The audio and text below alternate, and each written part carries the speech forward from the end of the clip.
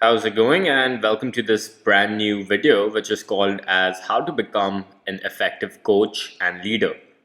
Essentially, inside of this video, what you'll be learning is how to become an A-level coach and leader who actually helps their clients get the necessary results that they are looking to achieve and get the transformation that they're looking to achieve. And in addition to that, also help their employees, staff members to basically perform better.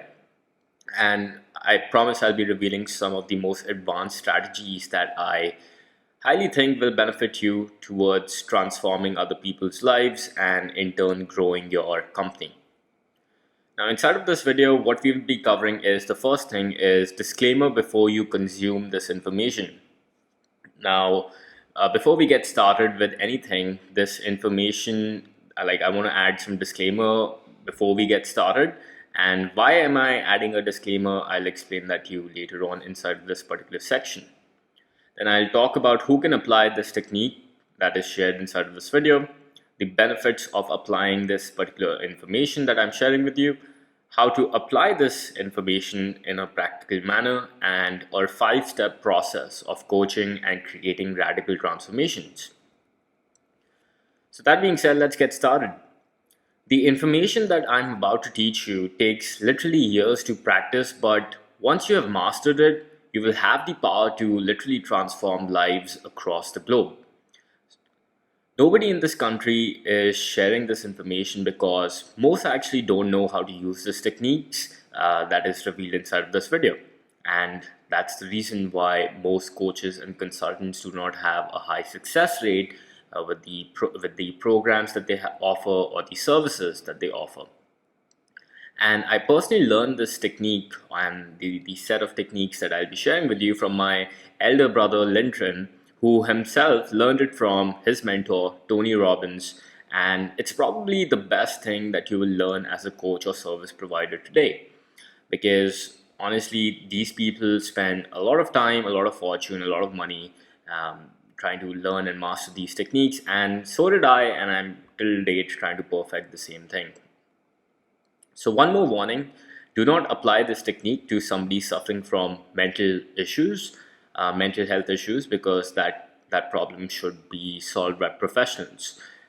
If you do not have prior experience using these techniques, then I highly recommend that you don't apply them and actually lead such mental health issues to professionals. However, once you start using this, I recommend that you start using it gradually, and eventually when you become really good at it, then also honestly for mental related issues, until that's your core expertise, I won't recommend that you use that for this. But for other issues, like helping other people with their businesses, or helping people with their mindset related issues, or maybe other barriers that they create which stop them or prevent them from achieving or realizing their goals, they can be solved by using the coaching techniques that I'll be teaching you today. If you're just starting out, I'm literally about to provide you the secret key to the nuclear energy. And honestly, if you have been in the coaching industry or consulting industry for a long period of time, then as well, this information is nothing less. And I'm sure you will find it very valuable. So I highly recommend that you use it carefully and use it for the good of the society. Don't use it irresponsibly, and only apply it in real time once you have truly mastered it. A lot of people who are watching this video might think that what is this, this coaching technique and all that stuff, and why is this relevant? I just want to learn about the latest technique of Facebook ads, or I just want to learn that secret ninja hack that can help them go from one client to a bazillion clients overnight. However, what you must understand is, I can tell you a lot about Facebook ads, and honestly, I've done that inside this program. And honestly, I don't think you'll find any better information out there regarding that platform, or regarding getting results with the same thing. But what you must understand is, and what I'm about to share with you is, these are the founding principles that help you out with your delivery, and honestly, I consider them to be a lot more important than just learning the latest Facebook pixel event or learning how to create a funnel, which are also important. But if I had to like rate, I would honestly think that this is more important because platforms keep on changing over time. But if you can learn the fundamentals of how to get somebody from point A to point B, it doesn't matter what platform you come across, you will be able to get highly, amazing results for your clients. And honestly, I was a little hesitant before revealing this information because I used to think of all this information as my secret weapon that has allowed me to create so many success stories across the entire subcontinent. However, I had to change the way I think. In order to truly make an impact in the industry, it is important that I share what I have learned with others so that everybody can improve the quality of their products and services and actually benefit as a society or benefit the entire industry. Because what I started noticing is, especially during the lockdown period, a lot of people started launching courses and different kind of coaching programs and services out there, especially using the digital medium. But what happened is when consumers started buying those products and services, they started realizing that the quality in those products and services is really really missing, and they are not getting the desired outcome that the client in turn signed up for in the first place. So this, as a result, is affecting the entire industry, and this is not good for any kind of coach or consultant out there. Therefore, if you're watching this video, you should consider yourself to be very lucky because by using and applying this information in practical format, applying it to your own courses, by applying it to your programs, to your services, to anything that you do, right? Honestly, it's going to benefit you a lot, and as a result of this, the industry will benefit, and eventually more and more customers will start believing in this industry rather than thinking that, oh, online learning is just not worth it. So that's the reason why I'm sharing this information now with everybody. And as a result of this, there would be more transformations which will in turn lead to the further evolution of humanity, because that's the ultimate goal, right? If you look at any kind of company or any kind of successful individual out there, the reason why they succeed is because they are not acting in a selfish manner, but they are thinking about products and solutions out there that can benefit more number of people, and eventually evolve the human race. Because when evolution takes place, everybody grows, and the companies or human beings or organizations that contribute towards this evolution are usually the ones that succeed the highest. And if you don't believe me, take a look at any kind of successful company out there and think about how many lives are they indirectly or directly transforming. So that's what really matters, and that's the reason why I'm sharing this with you today. So that being said, who can apply the techniques that I'm sharing today? Well, number one, coaches and consultants who offer courses, programs, workshops, and training. Those who want to improve their client results, those who want to improve their satisfaction ratings, their reviews, and all those things. This is going to benefit you a lot. This is also going to benefit you if you're in a management position, or maybe you are leading a team, you're leading a company, you're an entrepreneur, and you want to help your staff or team members go past various kind of obstacles that are preventing them from reaching their true potential. Because if you really think about it, most of the staff members that you have or team members that you have are not able to realize their true potential, and it mainly has to do with them not getting proper and adequate coaching. It's very easy to blame your staff members that, oh, they are not worth it because they don't have the particular skill. But most of the times, and trust me, if you look at the stats and the kind of entrepreneurs that I've talked to, and people who are a lot more successful than even me, they say that most of the times it's a coaching or management issue, which doesn't allow or doesn't give the proper room to their employees to actually fully grow. So if you apply these principles, this will benefit those your team members as well. And I could you know say this with practical experience, because I have done it, not only just for my clients, but I've also done it with my team members. And honestly, the kind of results that both my clients and team members have achieved are literally radical. And then third, anybody who has a customer support department in their company and want to improve their customer satisfaction rating. So if you do support tickets, or if you have a proper support department, which obviously most of the organizations do, and you're looking to increase the satisfaction rating that you get from your customers, if you have been measuring it, if you haven't been measuring that so far, then you got bigger issues. So I highly recommend that you go through the week number 5 videos and sort this issue out, right? And if you think about it, our rating, our customer satisfaction rating is literally 85%, putting us in the top 10% companies in the entire world, right? And how did I achieve this kind of rating for my company? By basically revealing what I'm about to share with you today.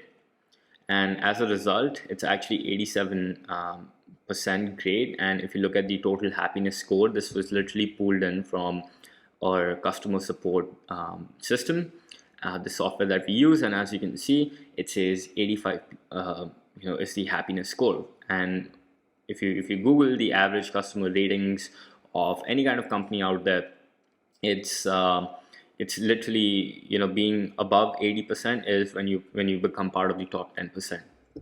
So I'm going to show you how you can accomplish the same thing for yourself. Now let's talk about the benefits of effective coaching, and why you should listen to this video, why you should watch it, why you should apply it. It's very important to know this as well. Because by applying this information that I'm about to share with you, your students and clients will get better results. That's number one. Your reviews will skyrocket. More and more people will leave positive reviews for whatever you're offering. Your customer satisfaction rating will go higher. Your staff will be happier because you will have a new method of dealing with various kind of conflicts with them. And they'll be eventually able to realize their true potential, which will in turn benefit your entire company. All this in turn will result in higher revenue and growth of your business, just like how I said before. And as a bonus, in general, you will also improve your relationships with your family and friends, because now you'll be able to understand the psychology behind why somebody does what they do, right? What's the reasoning behind that? And rather than arguing with people, you can really understand the core reasoning regarding why they are thinking in such a manner, why they are behaving in the manner that they are behaving. And once you understand the reasoning behind it, it's a lot easier for you to deal with the situation objectively and come to the conclusion and solve problems, because that's very important, right? So that being said, now you must be thinking, Rohan, okay, you sure, you have sold me to the concept, and you've talked a lot about this whole thing, but how do I apply this information, right? What's this information? What's the suspense? Let's get over the suspense, right? So let's talk about applying. Well, I recommend first applying these principles on yourself. Okay, before you go out and find a customer or another human being or organization, I would highly recommend that you apply these principles to yourself, because we are human beings as well. We ourselves deal with so many problems every single day. So if we could apply these coaching principles to our own life, our own businesses, our own careers and professions, then trust me, doing this with other people would be a lot easier. So that's what I would recommend, doing that. And then once you're done, you can begin applying the same to your staff members if you have any. And if you don't have staff members, you can start doing it with people who are, close friends with you, maybe your family members. And then eventually you can start applying this with your clients, people who pay you money. And then it is important to have 100% self-awareness before proceeding with this kind of coaching. So what do I mean by this? This means that you understand yourself inside out, okay? You have applied these coaching techniques to yourself and actually solved the problems that you face on a regular basis. And honestly, I apply this to myself every single day. I've trained my team members to do it every single day. And if you can't do it for yourself, there's a very low potential that you'll ever be able to do it with anybody else, as I said before. So make sure that you have, like, before you even apply it to yourself, you have 100% self-awareness. And the best way to get self-awareness is to follow the week number 2 lectures that I have shown you inside of this program. And if you won't be able to help yourself out by applying these coaching techniques, then there's little chance that you'll be able to help somebody else. I encourage you to complete the mindset lectures of week number 2 before proceeding with this particular lecture if you haven't already done so. Please note, I was taught this technique approximately 3 years ago, and till date I'm practicing this every single day, for myself, for my clients, for my staff members, as I said. And despite doing so, I haven't yet achieved true mastery. I can't say that I have reached that 1% coach level, because doing this is not a piece of cake. Just don't expect that just right after watching this video, bam, you'll be an expert coach. Chances are that you'll have to watch this video 10 times, 20 times, 30 times, and then apply it every single day till the time you have actually perfected it. But considering that we have produced 8 people doing 1 crore a year, 48 people doing 1 lakh a month in a matter of 18 months, and also, transform my entire company and the lives of the people associated with me, my team members, I feel somewhat qualified to reveal this information to you, especially when this will benefit the entire society or the entire industry as a whole. So that being said, let's just get into our 5-step process of coaching and creating radical transformations. How do you go about applying the coaching techniques and actually create life-changing transformations for your clients? So before we get started, let's define what coaching really means. Most people don't have the accurate definition of this particular term. Well, coaching involves killing somebody's old identity, stopping them from achieving their desired goals. Okay, I'm going to repeat this again. Coaching involves killing somebody's old identity, stopping them from achieving their desired goals, transform them truly, and reduce their risk of going back to their old self. This is what successful coaching is. And if you can do this, then you will achieve true mastery as a coach.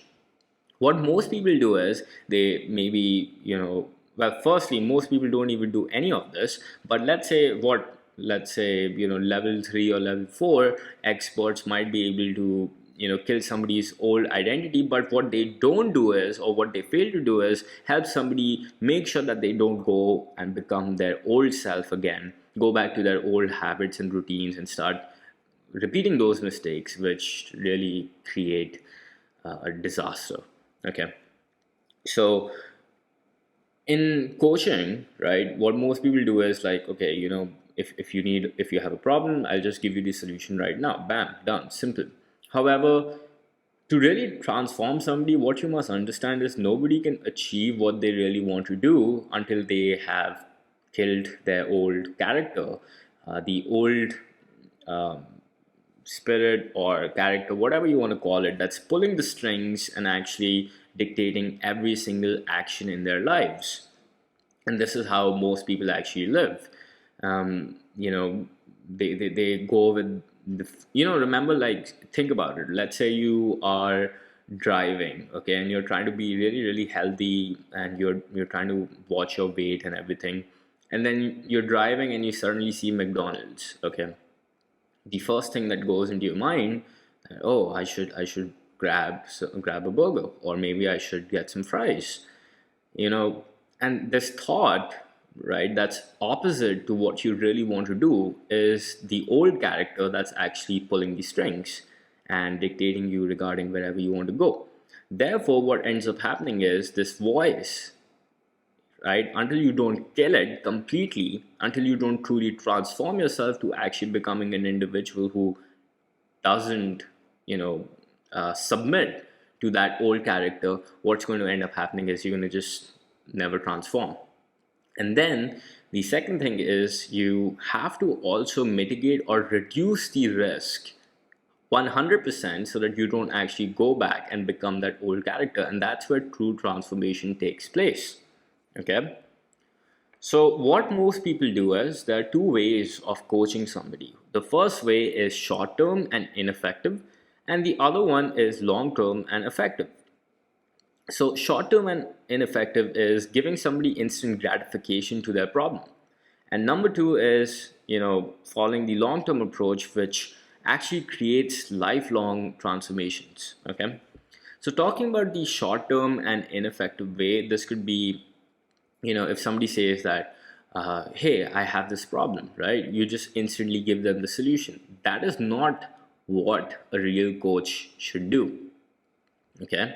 And I'm going to talk about this in a bit, but you must understand that, by giving somebody the instant gratification by solving their problem, you are not actually giving somebody the ability to learn how to solve that problem on their own, because of which they will keep on coming back to you again and again seeking for help like a baby. Okay.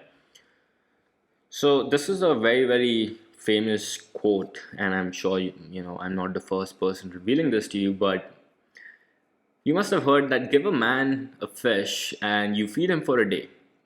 Teach a man to fish and you feed him for a lifetime.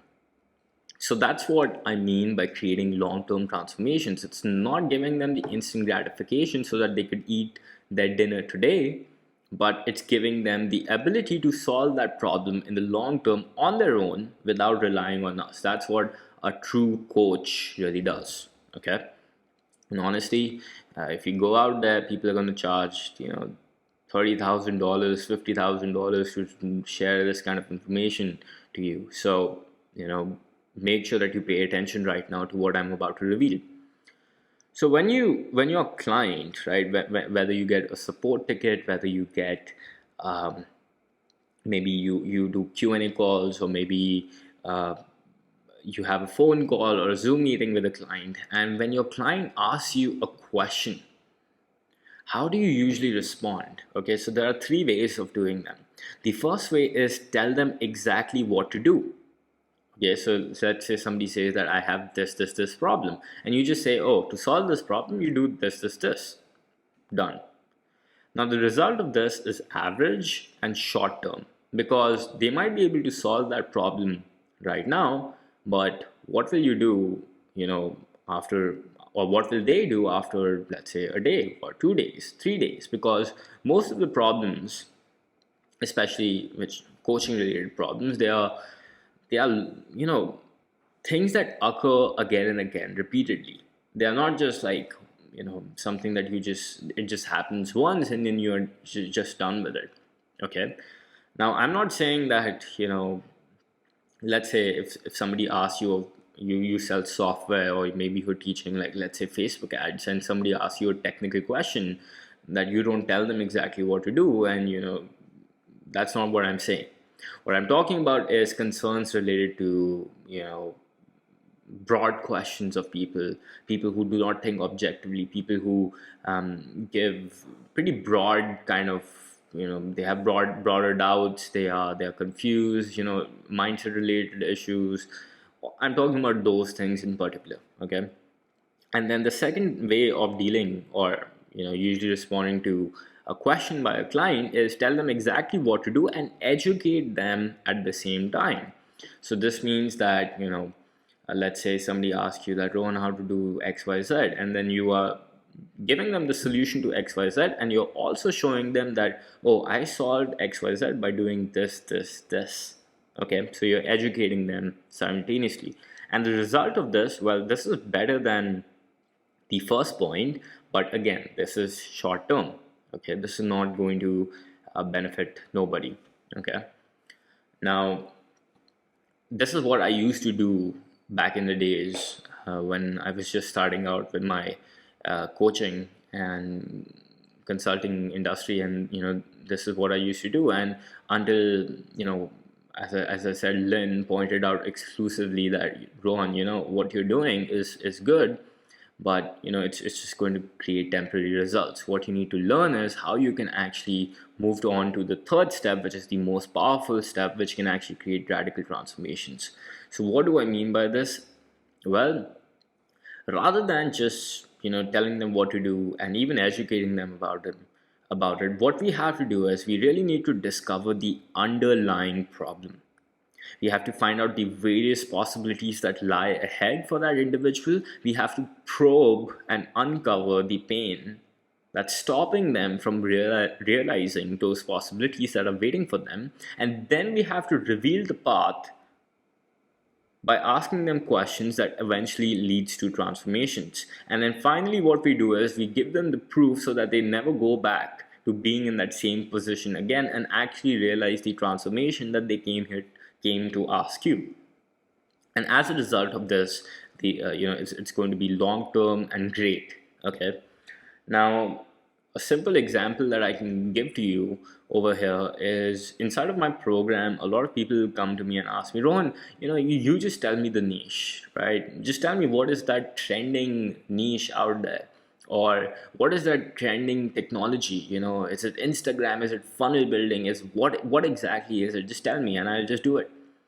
Now the problem with that is that if I tell you what to do, you might be able to solve that problem temporarily, but you won't be able to create a long lasting lifetime transformation. So what I do is, by asking series of questions and coaching the client effectively, I make them reveal their niche, reveal the necessary services required to solve that niche's problem, and then do it all by themselves, and then go out and effectively test the same thing so that they could go and measure the results that they get.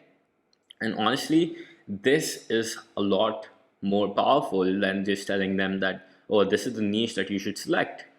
Okay, so if you have been going through this program and you genuinely went through the videos and completed all the exercises, just think about the person who you were before and who you are now. Can you see the shift in you? Well, that happened because I followed this third principle, which I'm about to teach you right now. So let's take a look at this. Okay, what most people do is, your clients, your staff members, they would not look at things objectively. They would have everything. They would react with emotions, and they would just come to you and just whine about different kind of problems that they are suffering from. And what you have to do is, you have to bring that underlying problem to the surface. You have to bring it out.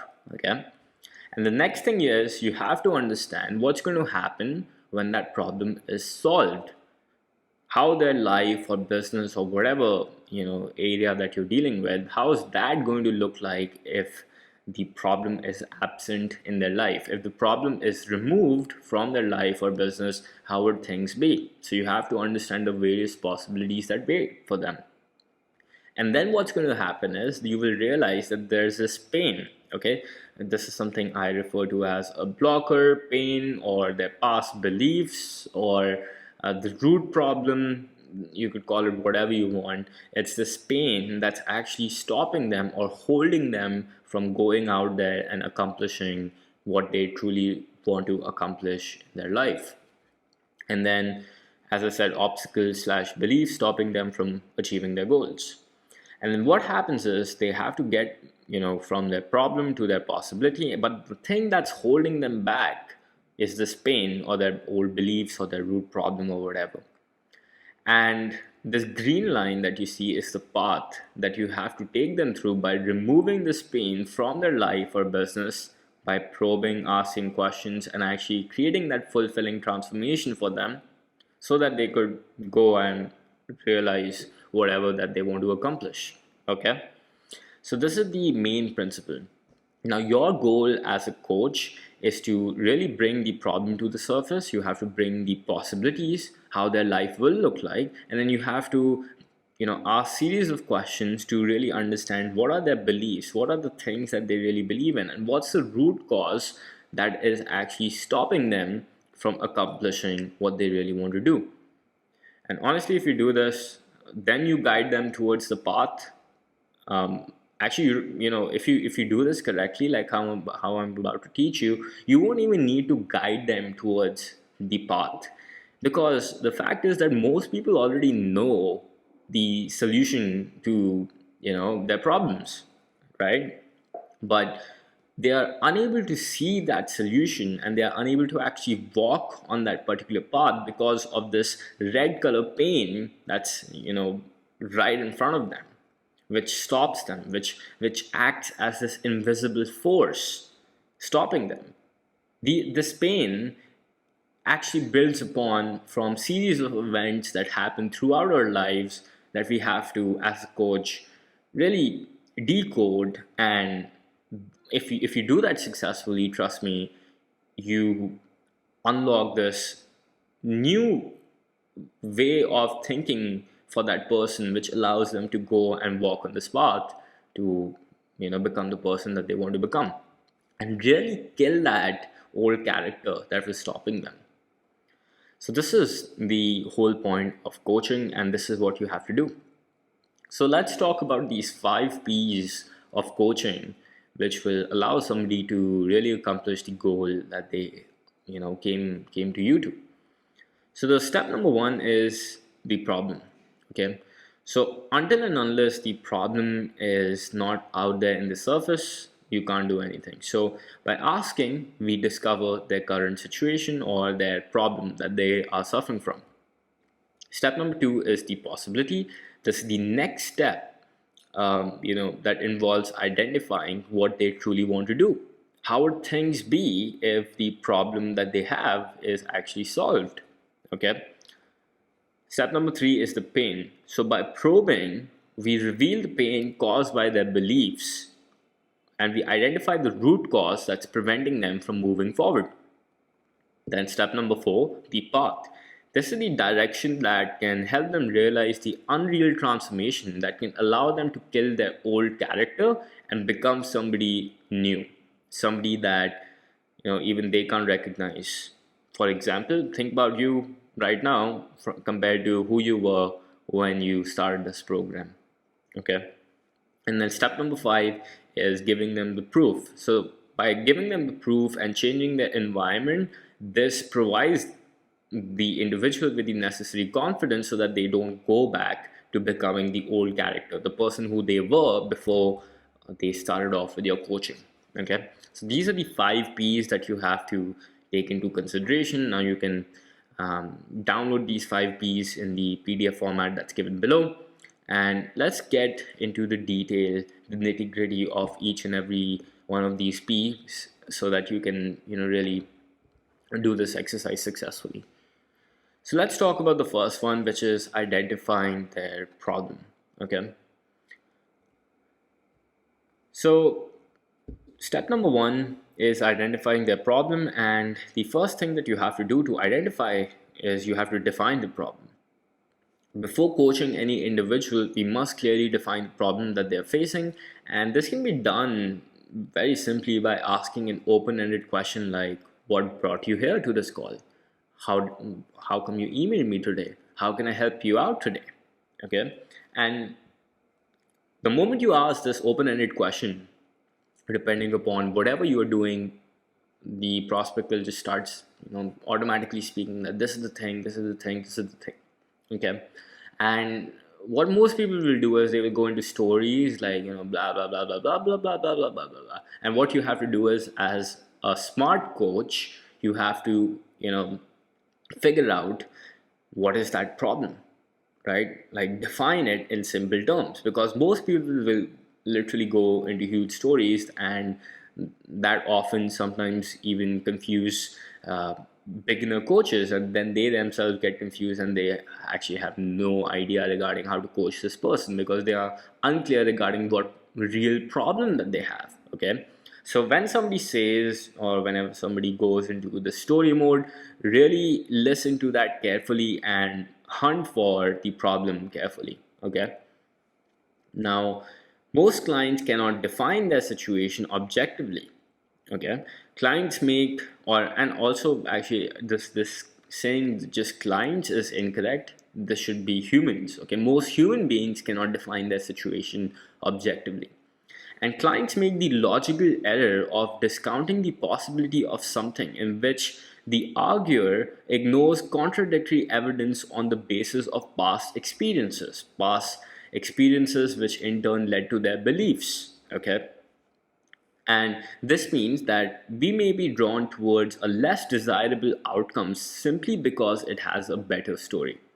Okay, now this is defined as the narrative fallacy, and again, this is in the book called as Black Swan. Highly recommend that you read that book. So the point that I'm trying to say is, right, when people go into these story modes and they try to um, you know not think about things objectively, because that's what human beings do, right?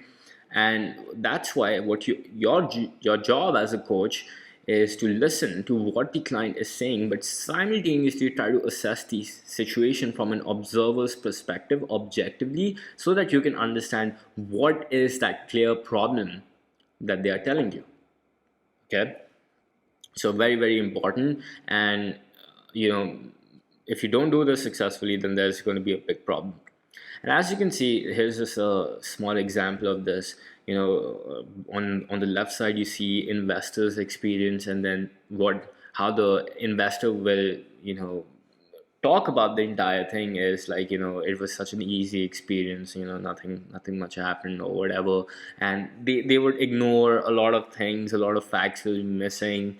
And it's just the incorrect information. This information is not highly accurate. And if you look at the actual development of that particular startup, you would see that it was like super messy, right?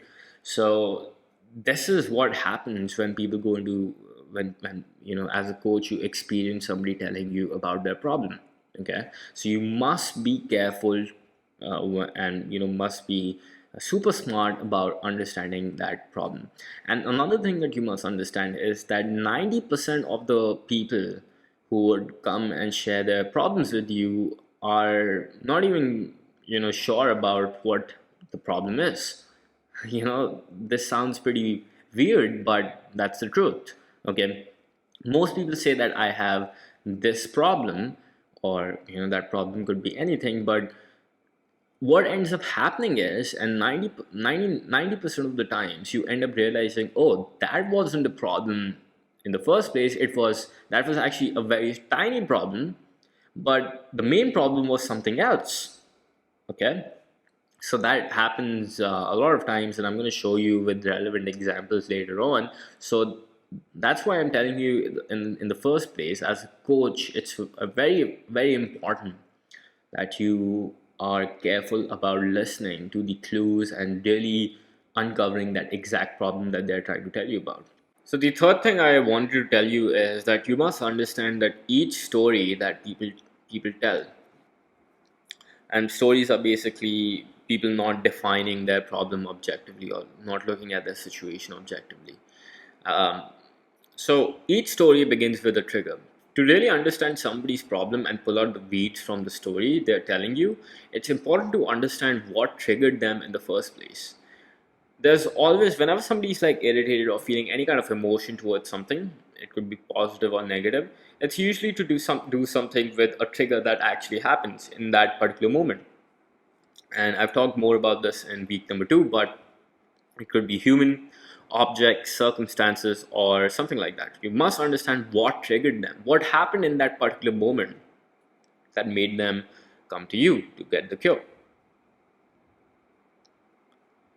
So as you can see, this is how the framework actually looks like. You got the trigger, some external thing happens, then people make up stories. They are unable to define what exactly happened because they act with emotions.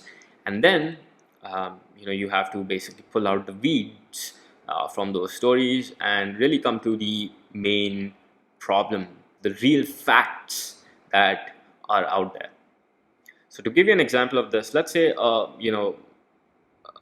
somebody, let's say they do a sales call and a prospect just says no. They say, I'm sorry, I'm not interested in buying, and maybe they were a little bit rude. So that's the trigger. The trigger is that the prospect says no. So somebody might make a lot of stories, something like, oh, this course doesn't work, the course that I'm following to learn this marketing and sales, it doesn't work. I can't do sales, it's just too much effort. A webinar model is better. Like I can't sell to one person, but I think I can sell to 100 on a webinar, right? And I should reduce my prices. That's what I should do. People don't have money. That's why the prospect said, no, I think the world is ending. I think I should just give up on this business. Different kind of stories people tell, and they're usually what they're doing is they're just reacting to the emotions, right? Because they're reacting to the trigger and they're reacting with emotions.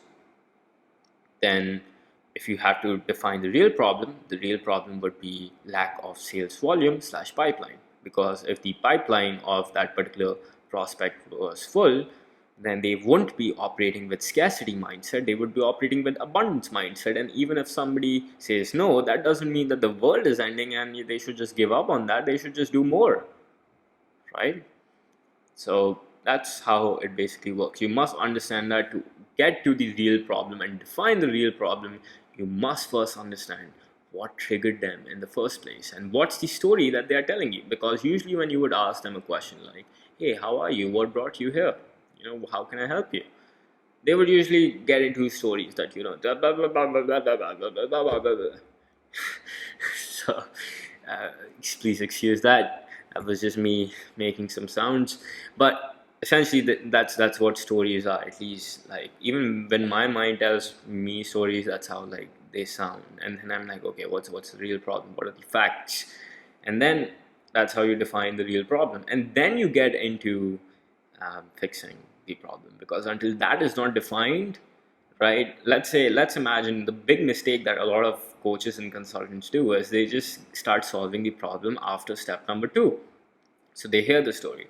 So sometimes a prospect would or one of their clients would say, oh, sales doesn't work, I should reduce my prices, I should do a webinar model. So the coach will be like, oh yeah, you should do a webinar model, that's the problem, right? Or you should reduce your prices. Yes, that's exactly what's happening. You should. Most coaches don't know that, no, you have to pull out those weeds and actually get a little bit further deeper into what's actually happening, what's the trigger.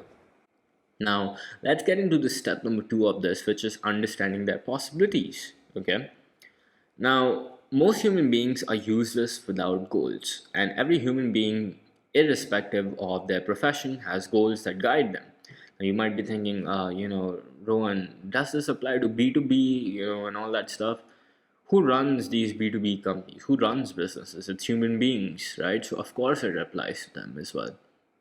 Now without these objectives, we become literally dysfunctional and go in depression. And what ends up happening is, if you do not evolve, what happens is you start dying. And that eventually happens with every organism, every individual, and anything that you see around you. That's what happens. If something doesn't grow, it starts dying. Okay, so having goals and is very, very important. Okay, and association of goals. Usually each goal has hidden associations. Example, if somebody wants growth in their professional life, let's say they want to make more money, this is usually tied with other goals that are associated with the prime objective of, let's say in this case, making money. Nobody wants to make money because eventually it's just paper after all. Like if I tell you that here's a gazillion dollars, but it's just paper, you can't do anything with it, you won't be interested in chasing that after all, would you? However, the person that you're dealing with, how they will be using that money to benefit / complement other areas of their lives is what we need to identify. Their real reason behind why they want to fix their problem, the real goal that's actually driving them, their real motivations. Okay, so it's highly important. And where exactly are they in the hierarchy as well? Because goals of each individual often depends upon their level in Maslow's hierarchy of needs. Now, what is Maslow's hierarchy of needs and everything? I've already covered this inside of this program, so I won't go super into details.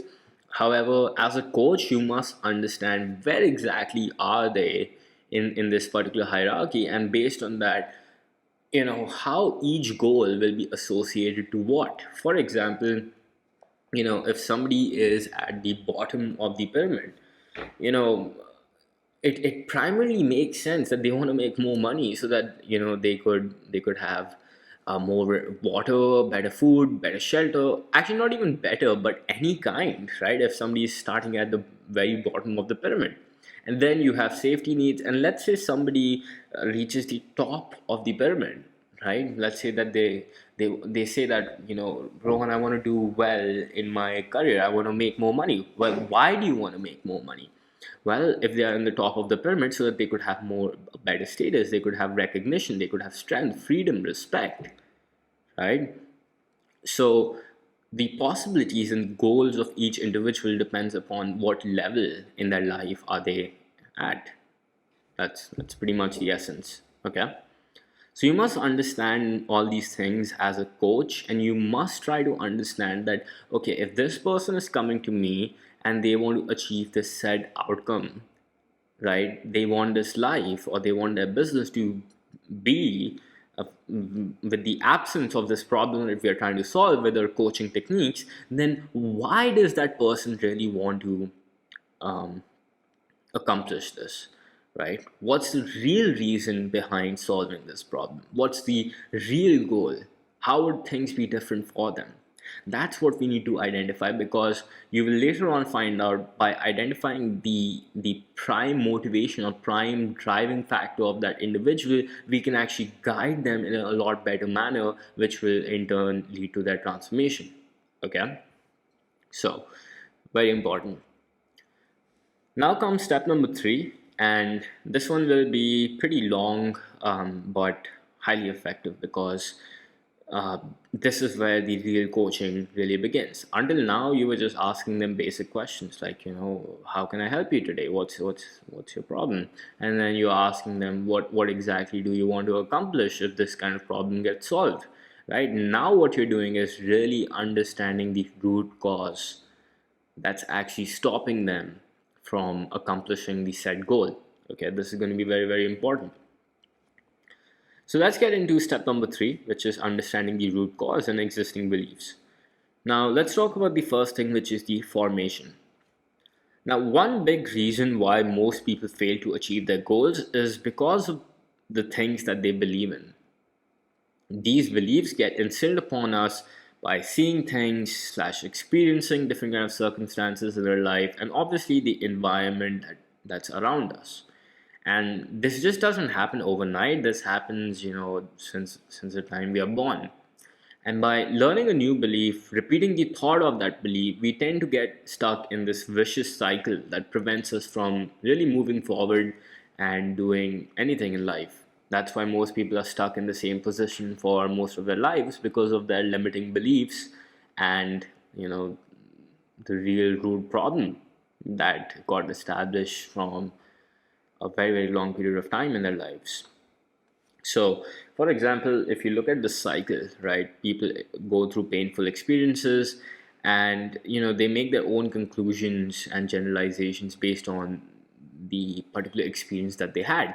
And as a result, they form a limiting belief which they keep reminding them again and again for the rest of their lives, right? This leads to skewed thinking, and when they are faced with a decision or a circumstance that is similar to what happened once in their life, they make decisions based on past experience and the fears associated with that, which often then leads to misguided actions. And then this keeps on repeating again and again, and it becomes like a vicious cycle.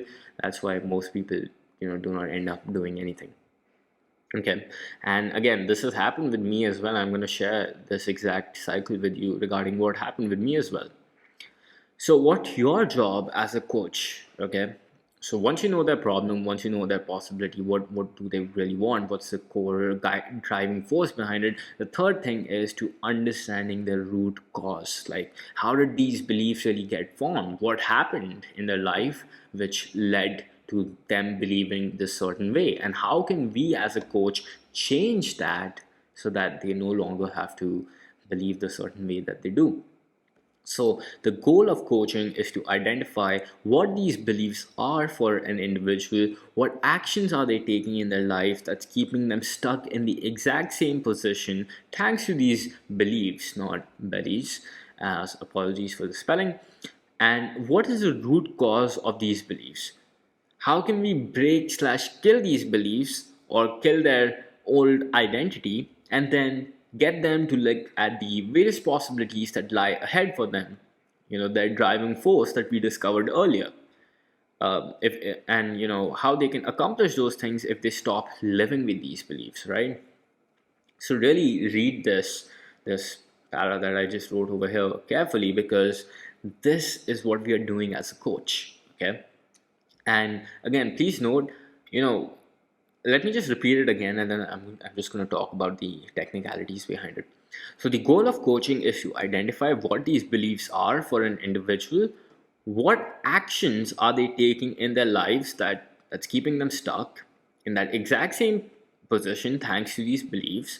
What is the root cause of these beliefs? Like, how did those beliefs get formed in the first place? How can we break slash kill these beliefs slash kill their old identity and get them to look at the various possibilities that lie ahead for them, and if they stop living with these beliefs?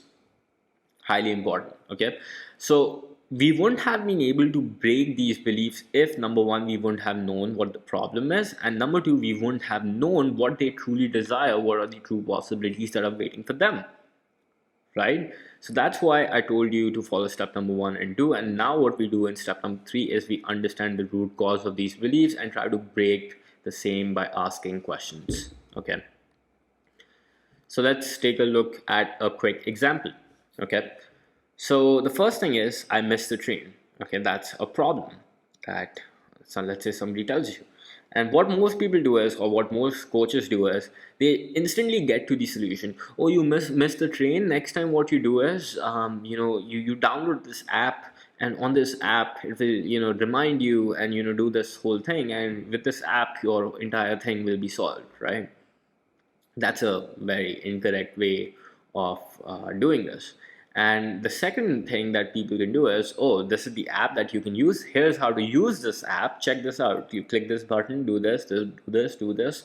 And then they just expect people to solve that problem. Again, that's a short-term fix. But if you want to look at the long-term fix, we have to really understand the root cause and root belief. So let's take a look into this. Somebody says, I missed the train. So that's the problem. Well, I missed. If the next thing you can do is, why do you think you missed this train? You can simply ask them this question. Okay, so they would tell you, I missed the train because I forgot to check the time. And then you ask them again, why do you think you forgot to check the time? I forgot to check the time because I woke up late. Okay, why do you think you woke up late? Well, I woke up late because I was up all night. Okay, why do you think you were up all night? I was up all night because I didn't plan. I was out for a party. I was doing these, just having a fun time with my friends and family members, and I didn't plan, and that's why I was up the whole night. So okay, great. So why do you think you were on that party during a weekday, and why do you think you didn't plan? Well, maybe I didn't plan because I'm disorganized and I often forget about things. Ah, that's the root cause. That's the main thing that's actually stopping you, right? So an app won't solve, like, it might give you a temporary solution, but with the absence of that app, you are again handicapped. Why? Because you didn't identify the root cause of why it happens and you didn't solve that problem. And then if you look at it further, right, most people just stop at this last step. A second last step, what you have to do is you have to investigate even further by understanding their root belief. Okay, so what do I mean by this? Well, you are disorganized and you forget about things because once in your life when you were, let's say, in second standard or second grade, your teacher told you that, look, your pencils and everything are so disorganized, you are a disorganized child in general. And since that, you took that belief and again you kept repeating it, and you just became disorganized in general, right? So that's how this whole thing works. Now, to understand and change somebody's belief, you need to probe. Okay, but probing basically means asking right questions. Okay, so earlier what I was doing is, when I was asking somebody that, oh, you missed the train, we identified the problem, why do you think you missed the train? So me asking this question, right, rather than jumping to conclusions, oh, you missed the train, or download this app, right? What I did was I asked a question. Okay, and that led to uh, the us finally discovering the root cause and root belief, right? So you need to ask the right questions in order to uncover the root cause and belief, and you need to do this by probing. And a good technique that I can tell you to reveal the root cause is to use the 5 whys technique, or the 5 whys method by probing. Now, this was originally written in the book Principles by Ray Dalio. I think that was called as the 3 whys technique, but then I think I learned it from Sam Ovens, who further took it to the next level to understand it using the 5 whys. So I think this turned out to be a lot better. Okay, so let's take a look at another example that we have. Root cause analysis. Why do most startups fail using the 5 whys technique, right? So again, the first thing, very important, we must do is identify the problem. Okay, bring it out to the surface, right? So problem is 90% of startups fail. Okay, let's say somebody says that to you, then you ask them why. That's the first why on the surface. They fail to find product market fit, they fail to make money or raise money. Okay, well, then you go on and further ask why. Well, the first category is you have humans, and then the second one is you have entrepreneurs don't have enough time, resources, or experience to make it work on time. Okay, and then the second could be customers are bombarded with many competing products in the market and won't trust to start a brand easily. And then the third one would be investors don't bet on products that show high growth and potential ROI. Okay, now we can do a further analysis of this by asking why again, which will take us to the hardcore truth. Well, for the first one, products or services that the startup is offering is not something that the market wants or needs, right? There's no demand for it. So why would obviously anybody buy, and why would any investor invest money in it? And then another one could be startup teams are unable to build a product that is valuable for their target market fast enough. Okay, you need to get to product market fit fast. And again, if you've been following this program, you are pretty clear about these concepts, so I'm not going to even get into the definition of this, right? And then startup teams fail to tell the story of their product accurately to reach the customers, right? So that's why I made you do the user story exercise as well inside of week one. Very important. And competitors or established players steal the new startup slice of the pie. And this is us getting into the root cause. And then we could do another why, and then we could discover that most startups don't have enough time to mature and self-sustain before they can hit desirable high growth metrics that the current investor ecosystem favors. Startups, by the nature, travel in uncharted territory. There is no single formula to succeed, only guidance and anecdotes from previously successful and failure stories, right? And then the last one, if we have to get to the total origin of this, right? Entrepreneurs jump into the startup adventure with many unknown and limited resources. Startups often fail to address the root cause of their ecosystem. Okay, so since it's an unknown territory and entrepreneurs have limited resources, we have discovered that this is why the startup fails, right? And then an opportunity for a solution. As you can see at the bottom, there is written a centralized space for startups to establish their business strategy from the get-go, follow the original visions, evolution, and scale up with self-awareness and control. Okay. So as you can see, by doing this simple 5 whys technique, we are able to really identify that, okay, the startups fail because of this origin reason, that entrepreneurs are entering an unknown territory and they have limited resources to operate with. And investors don't favor such an environment unless they somehow bring the odds to their favor. Okay. So this is a good example of how you can do this. Okay. So we talked about the formation and understanding the root cause. Now let me share with you a real-time example of how this actually happened with me as well. Okay. How I can get to the root cause of one of the beliefs that was holding me back not too long ago. So, me considering myself to be a below average student in school, right? So, what ended up happening is I used to think, or this is how I was in school. I was an average student, right? Well, according to my teacher, said that I had low IQ, a D grade student, not smart enough to do anything great, will be a failure and everything. And this was taught, or not taught, but told to me by not just one, but multiple teachers in school. And this became like an everyday thing, right? That, oh, Rohan. So actually, it started with when I was in second standard or something like that, and maybe I must have, maybe there was a subject that I did not like. I think it was mathematics, and I think I performed really badly in that particular test. And then this teacher comes to me, and I think I still remember, they were like, oh, Ron, math, this is just not never for you. This is not your cup of tea. You'll never be good at math. And that one thing led to another, and then this sort of became like a limiting belief that often stopped me. So when I grew up, right, first I went to college. Whenever I would come across a mathematical problem, I'd be like, oh no, I'm stupid at this. I don't know how to do it, right? And then maybe I'm standing in the queue,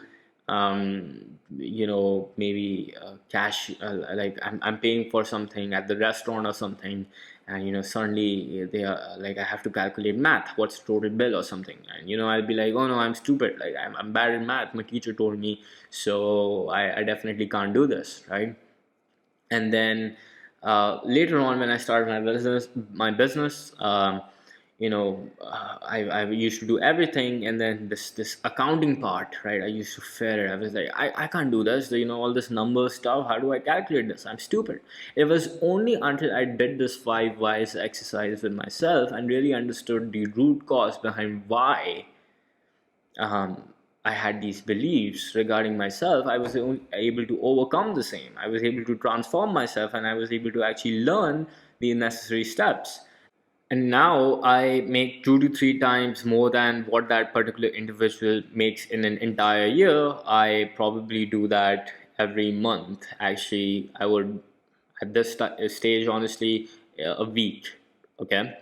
So I'm not sharing this with you to be arrogant or a jerk, you know, but why I'm sharing this with you is to show you a real time example of how this limiting belief was really holding me back, for doing so many different kind of things. And until and unless I was able to let go of this old belief set, which was sort of like an invisible chain that was holding me back, if I didn't do that, I wouldn't have been able to do what I'm doing today. So I just wanted to share with you a live example that this actually works, and I highly recommend that you do the same.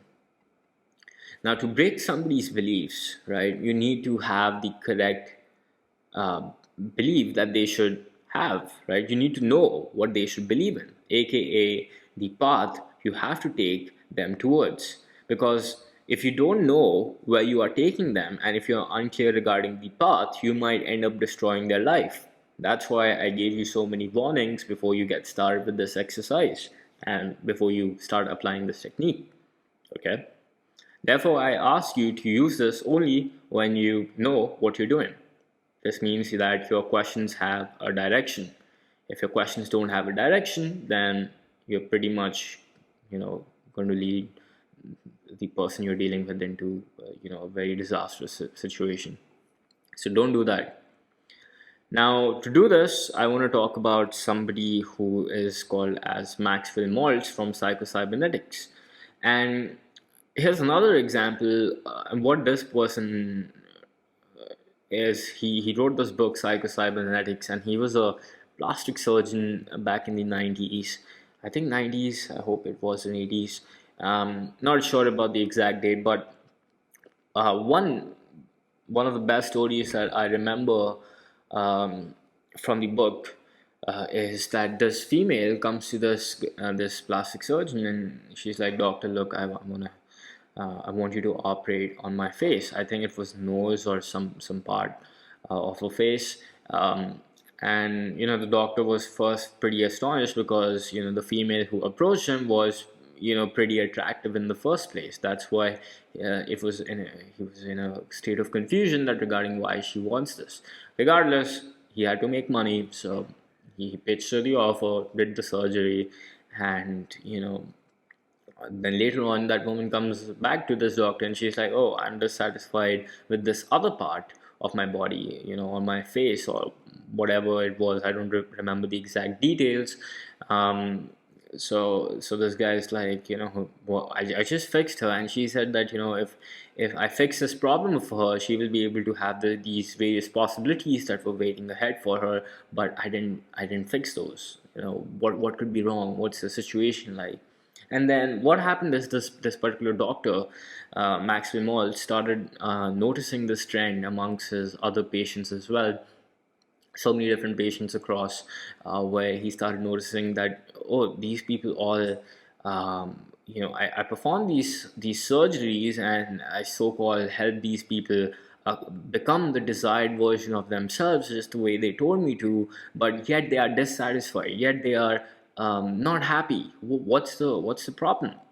And then this person understood that the real reason, right, why these people are not happy is because it's not an issue, that has to do with their face or with their body, and this issue cannot be solved with plastic surgery. This issue had to do a lot with their beliefs, their self-image, their character, their belief, and all these different kind of things. So the point I'm trying to say to you over here is that if Maxwell Maltz did not know that I need to coach these people to change their mindset and actually give them the confidence to believe that they are good looking, irrespective of the fact that they get the plastic surgery or not. If he didn't do that, and if he didn't have the right kind of belief system to instill upon these individuals, and let's say he instilled upon bad beliefs or wrong beliefs where this guy didn't know how to guide these people, and he would have said, "Oh yeah, you keep getting plastic surgery, that's a belief that I want you to believe in," then his patients wouldn't have gotten the kind of results that they did, and he wouldn't have become a best-selling author. So very important point that you must note, that if you don't know the direction you're taking your clients in, then you're going in a path of disaster. So he knew how to coach this particular female to change her belief sets, and he knew the right belief set for this female, which is for her to accept herself for who she is, believing that she is beautiful. If he would have instilled upon wrong beliefs, then probably it could have been a situation where that woman would have taken her own life. And a lot of people do that. Okay? So, had he not known the right belief set to coach this woman on, or maybe he would have instilled a wrong belief set, this woman would have remained present to her own thoughts of not being attractive enough. And she would have kept getting these plastic surgeries again and again, and nothing would have changed. Okay? So very important that you must know the direction that you're taking the person, and if you're breaking somebody's beliefs and you're making them believe something new, um, then you must know the direction you're taking them in. For example, when I did this belief coaching for myself, I realized that, Rohan, you know what? Just because a teacher said that I'm bad at mathematics doesn't mean that, that is true. So I knew that I could actually improve that skill and become mathematics. Had I, coach myself in an incorrect manner, maybe I would have said that, oh no, Rohan, you have graduated college now. Now you can't learn math, you can't learn accountancy, you can't do all this stuff. Then probably I wouldn't have accomplished what I would have, or what I did actually, right? So very important, you must know the direction. And some recommended readings, as I was telling you about, if you want to believe coach somebody and use these coaching techniques, it's highly recommended you read these books: Psycho-Cybernetics, and Who Moved My Cheese Out of the Maze by Dr. Spencer Johnson. Again, really awesome book that has helped me a lot in my personal life as well. So these two books are definitely going to benefit you a lot, so I highly recommend that you check them out. And in fact, pause this video right now, go to Amazon and search these titles, click on add to cart and buy instantly. Not even joking, do it. Now, some common beliefs that I've seen people have. Okay, so what I want to do in this particular slide is, after talking to a lot of people and doing thousands and thousands of calls till date, I have now encountered certain wisdom to learn that there's this general trend of beliefs that most people have, and I just want to share those with you today in this particular lecture. So maybe based on this experience that I had, you can also probably realize the same thing and coach your clients accordingly. So let's talk about the first one, which a lot of people believe in, which is money is evil. Okay. Money is evil, it's bad, earning more of it is literally not good, and you should try to save money as much as possible. Money is greater than time, money is everything, worship it. Okay. And this kind of belief usually gets instilled upon when somebody is coming from lower class, middle class, or lower middle class family. And honestly, like, that's how I grew up as well. So um, I'm no different. Okay. So earlier, I'll just talk about my own experience, and then hopefully you can relate to yours, and then you can relate to your clients as well. Now, what most people who have anywhere less than 1 crore with them, right? Actually, anybody who has not made decent money in their lives, what they do is they give a lot of priority to time, money, and rather than time. Okay, they believe that if money is limited and time is infinite, and this is a naive mistake, a naive belief that gets instilled upon, because when we grew up in that, or grow up in that environment, that's what our parents tell us, that save money, save as much as you can, uh, whatever you get, don't spend it, or try to put it in the bank, or you know like operate on lower interest, or maybe do all that stuff, right? So that's one kind of belief. And then the more money you make, that's like bad, right? Something evil is going to happen if you start doing or contributing in these economic activities. So again, these are different kind of beliefs that get instilled upon us due to whatever XYZ reasons. Um, and you must realize, if you know any successful person, they would give priority to time over money, because they understand that time is something you have just 24 hours in a day, and your life is limited. Like, what's the human you know lifespan? Like, sure, some people end up living 100 years, but at least in India, like, I'm seeing 64, 70 years, you die then, right? So what the real belief is that money is actually not evil. It can actually work in your advantage, and rather than you know saving it, you should leverage it by gaining more time by actually investing in yourself. Okay, so uh, okay, this is a huge belief that people have. And then regarding money is evil, most people think that, oh, if I make money, then this something bad is going to happen, right? Money should be divided equally, or I don't have to worry about money. I can just relax and I can just chill, but um, most people say that, but the fact is, when the rent is due and you have no food in your cupboard, what are you going to do? Right? So I know it sounds like pretty bad, but that's the capitalist world that we live in. I mean, I wish I could change the policies for you or whatever, but this is these are facts. So you can live in denial, you can form those bad beliefs, and you could just suffer, or you can deal with reality and change your belief, work accordingly. Okay, and then I can. People have this belief that I can do it all myself. I'm too smart for this. Let me do it all on my own, and then I'll seek help. I'm pretty sure I can do it all by myself. Again, this is a limiting belief that people have. The fact is that if they could do that particular thing, whatever that they are trying to accomplish on their own, then they would have done it. They wouldn't be suffering from that problem in the first place, right? If you already knew the solution to a particular problem, why would you be in that particular circumstance? Most people tend to delay this and try to live in denial, because of which they end up being in the same exact position how they were a decade ago, how they were 2 decades ago, depending upon what your age is. And the sooner you realize this and the sooner you break this belief, the better it would be for you, and the better it would be for your client as well.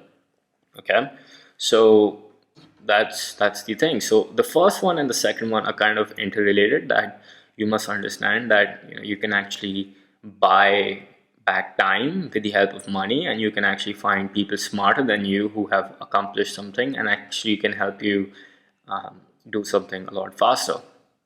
And honestly, uh, I used to fall in this category. Like, I can't tell you for how long I used to think, oh, all these courses, like, why should I pay money to these guys? And I already know how to make a website. I already know how to do this digital marketing stuff and all that crap. I was so wrong. I was so wrong. And honestly, if I could just like reverse the time machine and just take it 2 3 years back, actually not 3 years, but like just when I was starting out, this is the first thing I would have done. Just found somebody who has done it and just paid them money to save time. Okay. The third one is, I'm not meant for success. Right? People love to say this. I'm not meant for success. The real thing what they're trying to say is, I'm scared to work hard. I'm not ready for the responsibilities that come when I have that success. I'll have to give that much time. I'll have to change my environment. I'll have to become this new person. And most people are not ready for that. That's where they come up with different kind of excuses that, oh, I don't want to do this because, of this, or I'm just not meant for success. The reality is that you're afraid to work hard, right? I'm sure that you live in this world where, I mean, that's precisely the reason why I'm making this video. Most gurus out there would be like, oh, you can have this freedom lifestyle. Just work 4 hours a week or some stuff like that. Just do a webinar and you'll be rich. Those people know nothing. And honestly, like, if that's their ideology, good luck to them. Okay. So, uh, yeah, this is the real reason why most people are when they say I'm not meant for success, the real thing that they're saying is that I'm just not willing to accept the consequence of the success. That's why they never put in the work. And then people have this belief, what if I fail? What if I fail? I don't want to take this risk. What if I fail? What's going to happen then? Well, what if you don't do it? What will happen then? Any person that you look on planet Earth who has ever done something successful has failed. They failed. Like, you think about um, Edison, the bulbs, any successful person, here Elon Musk, they all failed. So my point is, if failure is the recipe to success, why don't you fail faster? What's going to happen? What's going to happen? Like, you'll be like, if especially if in your 20s and or even early 30s, right? If you don't have a family or don't have any responsibilities, if you're just alone, like, you should have absolutely no justification for this. On the other hand, if, let's say, um, you do have a family, while I truly understand that and respect that, but still, the point is, if you want to do something that requires courage and the recipe to actually accomplish that is failure, why don't we do it? Right? So, what's that limiting belief? And then often, failure, people associate this with past experiences in their life. When people say, "What if I fail?" they actually do not have the confidence in their own ability to actually go on and accomplish that particular goal that they are set to do. And this happens because those same individuals set different kind of goals in their life throughout their childhood, adulthood, and they fail to do it. And as a result, when they set a goal, they're automatically presuming that I will fail because I never stick to whatever I'm doing. Example, let's say you are planning to start a business and you never even had the discipline to go to the gym or take care of your body. Do you really think you're going to do something great? Because your body and mind are used to you lying again and again repeatedly, because of which you don't end up doing what you're supposed to do. And then when a moment like this arises, what do you think? You're just going to change in a day within a single click? No, it doesn't happen like that. So you have to reverse engineer the belief, the patterns, the root cause of that failure for that particular individual and truly understand, why do they believe that way? What happened in their life because of which they think this particular way? A lot of people think I'm an introvert. Oh, Rohan, I can't do this business because I'm an introvert. I don't like talking to people. Great. Tough. Right? So, firstly, you have to first understand, get into the root cause. Why do you think you're an introvert? What circumstances happened in your life that made you an introvert? Chances are that when you were a kid, you tried socializing, but you got denied from that popular group, which did not accept you for who you are, because of which you decided that it's better to isolate yourself rather than socializing and putting yourself in those circumstances where you don't get accepted. You get it? So you have to really understand what made you that introvert, what made that client of yours or your staff member of yours an introvert, and then coach them to break that particular belief. That, oh, just because that one particular incident happened doesn't make you an introvert. You can actually go out and change yourself whenever you want. I'm not technology savvy. Okay, well, what particular incident happened? Oh, Rohan, when I was a kid, I tried doing this coding thing or something, and it didn't work out. Well, why didn't it work out? I don't know. I was trying to do it all by myself. I didn't have any kind of guidance, coaching, or anybody. Oh, so you didn't have the necessary guidance and coaching. That's why you were unable to do that one particular task, and that's why you associated completely in your mind that you're not technology savvy. Ah, that's where the root cause and the root belief is. So you have to change that. I don't have time. This is, again, most of it's I don't have time is kind of related to point number three, that most people are scared to work hard. They are scared to have that success, right? This is just an excuse that they use.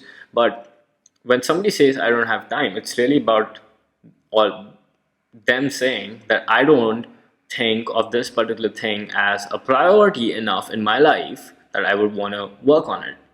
That's what people are saying. That's the root cause. Okay. Well, if you further investigate into that, why do you not consider this to be a priority? Well, because I have this job. I want to start this business, but I have this job. I'm in comfort zone, so I want to do it, but it's not a priority. So that's why you're not actually having time. You have time to watch Netflix, but you don't have time for this. So it's always like investigating into the real belief that, okay, this is the reason why you are in the same position. And then to become the real or the new individual, you will have to change and break these beliefs. And then, another one that I would like to share is people love to blame. People love blaming. Okay, this if you can find any individual and you ask them, oh, why were you not able to do this? Oh, it's because of this, or it's because of that, it's because of XYZ thing, right? Oh, I'm not successful because I belong to a middle class family. That's why I'm not successful. Oh, I'm not successful because of the government. Government added this GST thing, that's why I'm not successful. Like, people talk absolutely crazy stuff. Okay, so they love blaming different kind of things, and again, this comes down to their um, root belief regarding whatever they are saying, right? Why? So let's take into account this particular example of somebody saying that I belong to a middle class family, that's why I'm not successful. Well, let's take this down, right? Where did this happen? If you keep doing that why technique that I just told you, if you keep probing, you will understand that, oh, somebody might say, when I was a kid, my father always told me that middle class people are just not meant for this. They need security. I had a sister, or I have a sister. My dad said the priority was just to help her get married and everything. And that's just like on my responsibilities. That's why to make that happen, I need to get a job. And if I need to get a job, then I have to give up on my dreams of starting a business. And then I tried doing it once, but then it didn't work out in that same level. So my dad got pretty angry, and that's why I formed this belief that middle class family equals no business. So investigate it further, and once you do that, honestly, you basically unlock this whole wealth of information that holds you back from doing whatever you want to do. And this is not just for you, as I said, mainly you'll be applying these techniques when dealing with your clients. Okay. And then last one that I want to just showcase, so that I can just totally take this point home. I was born unhealthy and overweight. That's why I look like this. Nobody's born like that, right? And again, I mean, I don't want to body shame or do any of that stuff, right? But a lot of people do have this belief, so we have to really get to the root of this. Okay. Well, um, when somebody says something like this, it mainly comes back to uh, them not having the confidence in themselves, because they tried. Like, if you ask somebody, like, why do you believe this way? Well, oh, because I tried all these different kind of diets, and I did that, but it didn't work out, so I think I was just born like this. No, you tried that diet, but that didn't work out, doesn't mean that everything else won't work out and put you in this position. You can always solve it. So that's again a belief formed by a past experience, and you have to identify the root cause by probing. Okay. So I hope you are sort of understanding the point that I'm trying to make over here.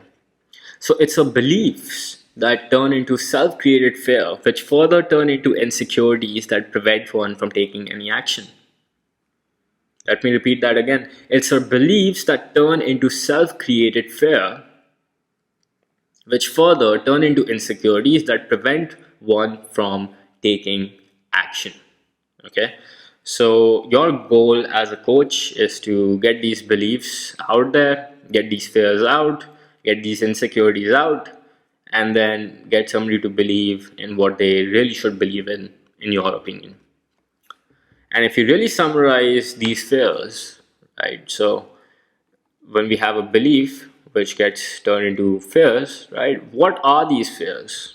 Because these fears are what govern every single thing in most people's lives. So you must understand these three fears as well that most people have. Because if you understand these, then belief coaching would be, and applying these five P's would be a lot easier for you.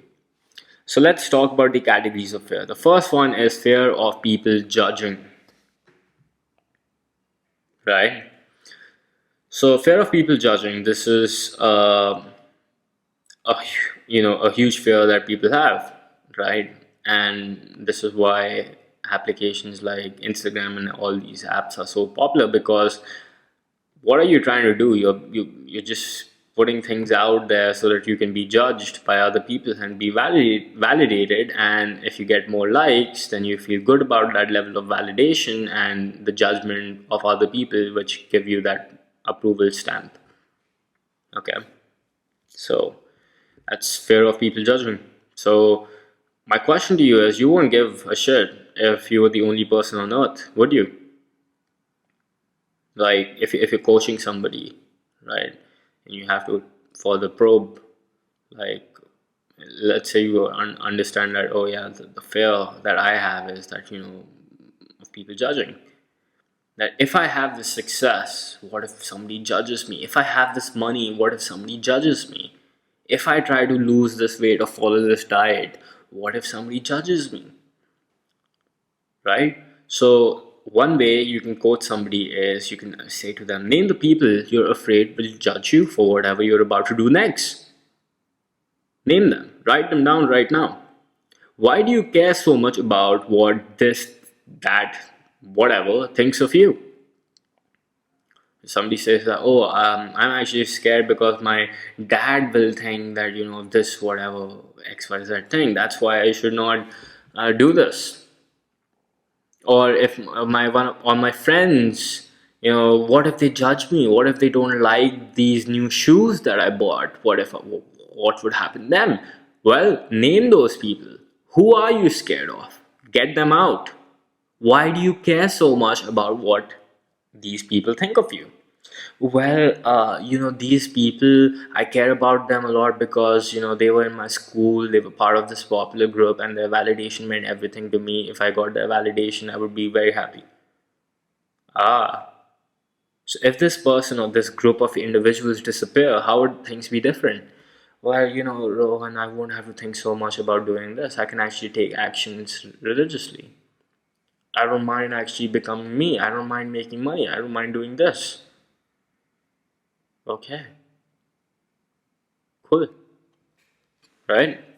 So fear of people judging. This is like a huge fear that people have, which later forms beliefs, and then this leads to insecurities, and this stops people from taking any kind of action that they want. The second kind of fear is fear of success. And I discussed about this earlier as well, because most people say that, Rohan, I can't, I don't think I'm meant for this success. I don't think I can do this. I don't think I can work this hard. And the main root cause or the root belief that most people have is that they are actually afraid of having that success and maintaining that success, to be very honest. So, when somebody dictates certain attributes, like how I discussed before, and you can identify that the root belief is that they are actually afraid to succeed, the first thing that you have to do is really ask them what would happen if you do succeed? What's going to happen? Because most people are afraid to succeed because they are afraid to become the character that is capable of having and maintaining that success.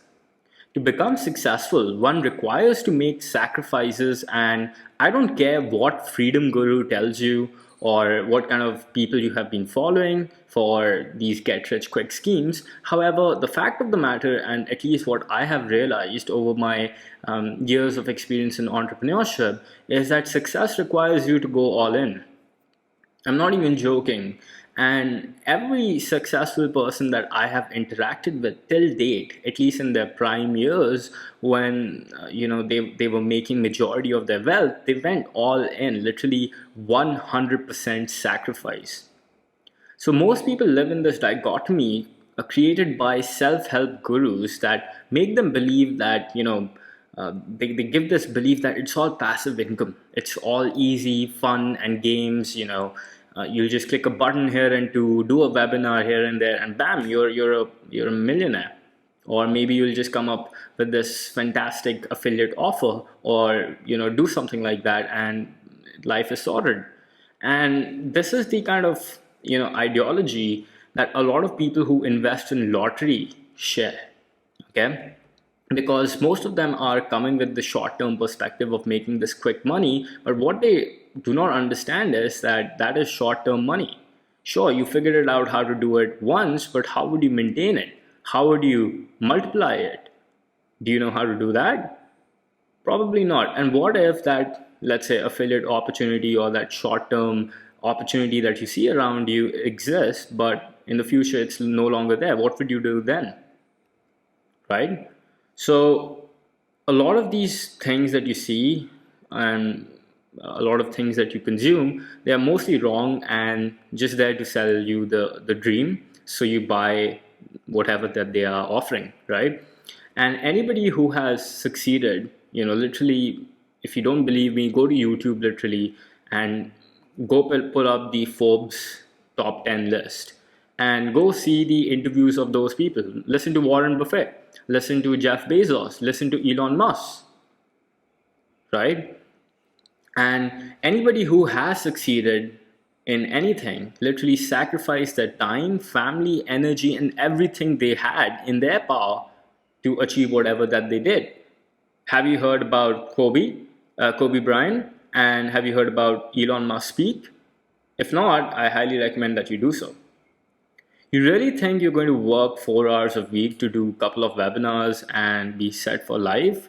That's not really the case. Most people are not ready for that level of commitment and work.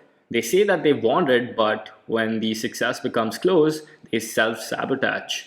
And honestly, I can relate to this because, back in the days when I was just starting out, as soon as I saw a little bit money in my bank account, I was like, whoa, I'm the king of the world, right? And then I would just go back to my old character, start destroying and start self-destructing.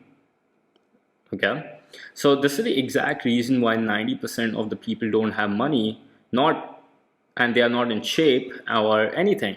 They would happily blame different kind of things around their life, because the moment they get close to actually getting what they truly desire, they self-destruct. For example, okay, I've been talking a lot about money. Let's talk about another thing. Let's talk about fitness, for example. Okay. Just think about the last time you started, maybe doing a diet, or maybe really committed towards going to the gym, or maybe taking care of your body.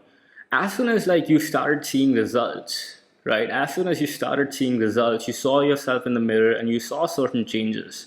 Okay.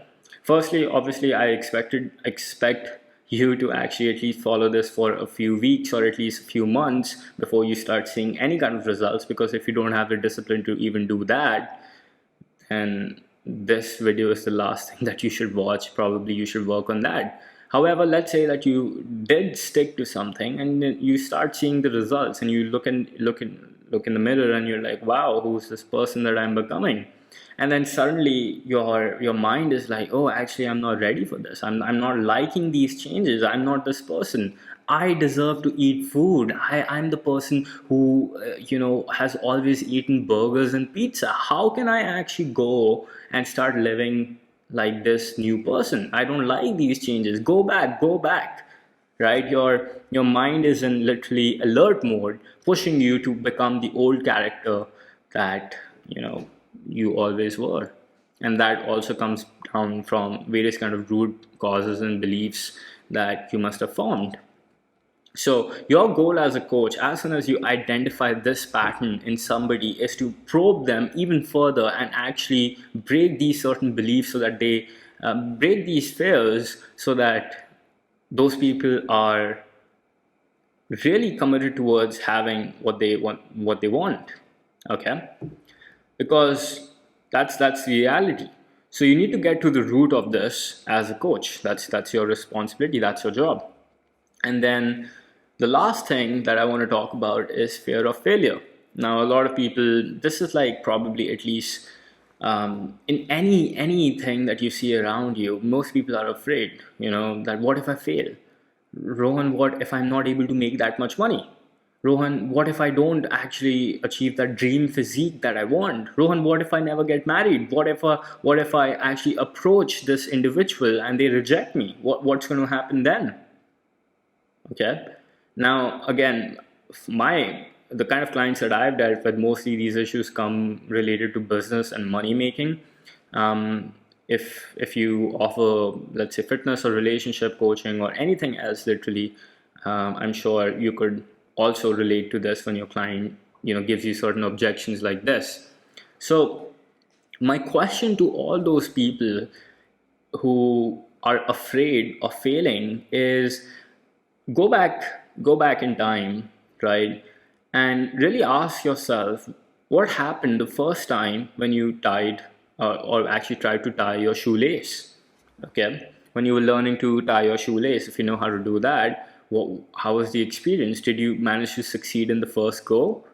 Probably not. Or think about the time when you decided to, learn how to ride a cycle or bicycle, or drive a car, drive a scooter, drive a bike. How was that experience? Did you nail it in the first attempt? Probably not. How many practices did it take? How many attempts did it take? How many times you had to actually repeat that same action consistently over and over again till the time you became perfect at it? Like if you think about tying your shoelace now, probably you don't even look at it. You just do it and it's done. And let's say if you want to ride a bicycle or maybe you want to drive a car, you don't even look at the gearbox and all those things. It just automatically happens, right? Why does that happen? Because due to consistent efforts and repetition, you are able to accomplish the said objective. Is that correct? So my question to you is, or my question to your clients, or what you should be questioning your clients is that if those small actions took so many repetitions over a period of years and decades, now that you are able to master that particular thing, do you think, building a business or starting a relationship or getting in shape would just happen instantly? Would you not fail? Of course you will fail. It's how life works. The first attempt that you give, right? Like I'm sure you must have heard of stories where this entrepreneur just launched his first business and bam, it was $1 billion exit. Or maybe they got in the first person that an individual started seeing or dating, they got married instantly, right? Or let's say for fitness, right? This person just went to the gym.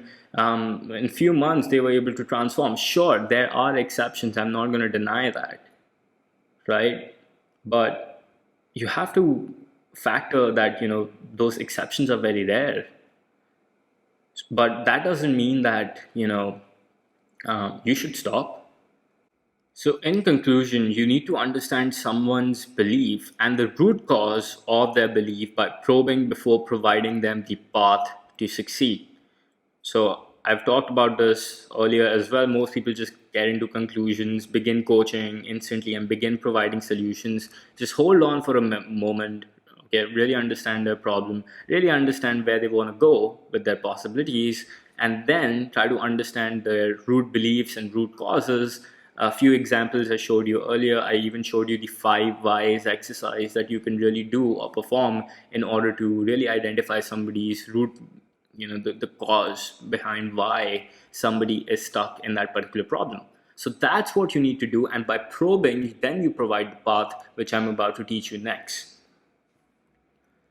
So another tip to understand the root cause of somebody's problem and their core beliefs is something that I don't know if you've heard about this or not, it's called as the first principles approach. Now, inside of the elite program, I talk about this inside of week number 2. Probably the most important thing that you will learn inside of this program.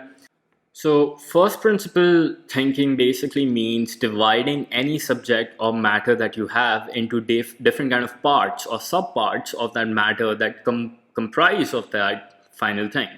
And then you can look at these individual parts and then figure out where the bottleneck is, fix it, and then essentially achieve the desired situation that you have.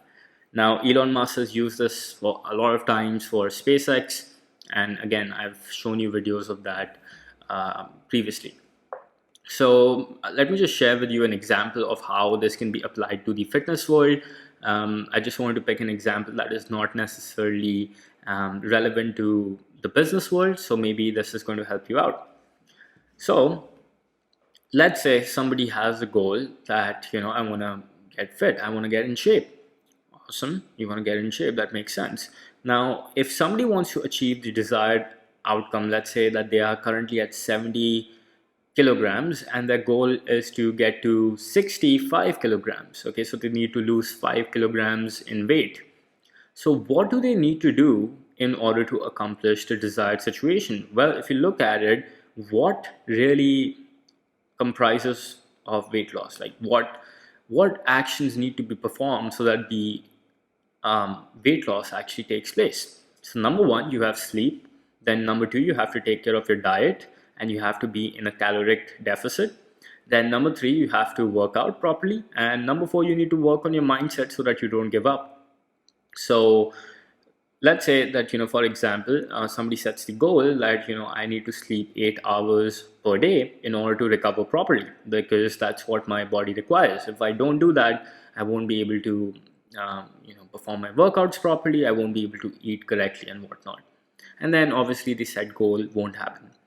And then the second thing is being in a deficit. So let's say that a normal caloric intake is 2500 calories and we reduce 500 calories from it and we be in a deficit where we eat approximately these amount of macros in order to accomplish the goal. So if I eat less and if I eat healthy, then the chances of me losing weight is going to be higher as compared to, let's say, if I'm eating 3000 calories, whereas my daily intake is just 2500 and I'm eating pizza, burger, and all that stuff every day, right?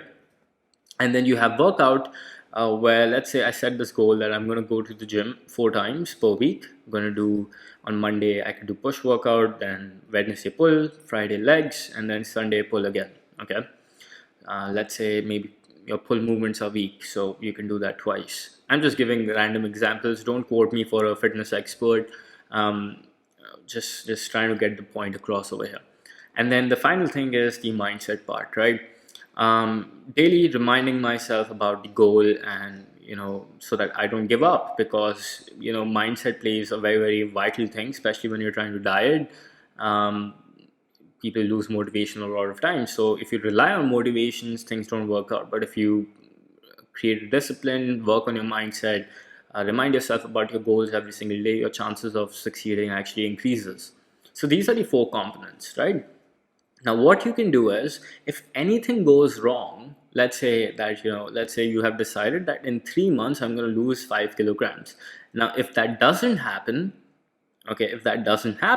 then you need to look at what part of the machine is broken and needs to be fixed. What is broken? What is lacking because of which, your clients were unable to realize their objectives? So for example, let's say, somebody just complains to you and they're like, oh, Rohan, I'm not losing weight. I'm not able to do all this stuff. And then you first understood the problem, right? First, this was a whole story, and then in your mind you could just put the problem easily that, okay, the problem is that they are unable to lose weight. So then you have to understand the possibility, like why do you want to lose weight. And then they'll tell you that, oh, I want to lose weight, because it make me feel good. Why would it make you feel good? So that, when I go to Goa, or in a beach, in some sort of beach environment, I feel good. I'm feeling confident about myself. All right, cool, it makes sense. So that's your desired outcome. So that, um, again, if this ties up to the fear of being judged, which you can further elaborate on, which I talked about earlier. But if you have to think about it from the first principles point of view, and we ask them, okay, got it, so you want to lose weight, right? Well, how many hours have you been sleeping every single day? Well, I've been sleeping, Rohan, 8 hours every day, as you said. Okay, great. How many times are you working out every day? Well, Rohan, I work out 4 times every day, as you told me. Well, okay, got it. What about your mindset? Are you reminding yourself about your goals? No, Rohan, I actually just practice the mindset 3 times. Ah, that's one problem. Now, look, what about your diet? Right? How many calories are you eating? Well, Rohan, I ate 2,000 calories every day, but then on Sunday I went on this, binge eating thing, and I ended up eating 6,000 calories. Oh, so everything that you ate during that whole week that allowed you to be in that deficit, you basically consumed it all within one day. Is that correct? And at the same time, you didn't practice mindset enough to make sure that you don't go in this binge eating old character pattern. Is that correct? Yes. Cool. So, what do you think you need to do?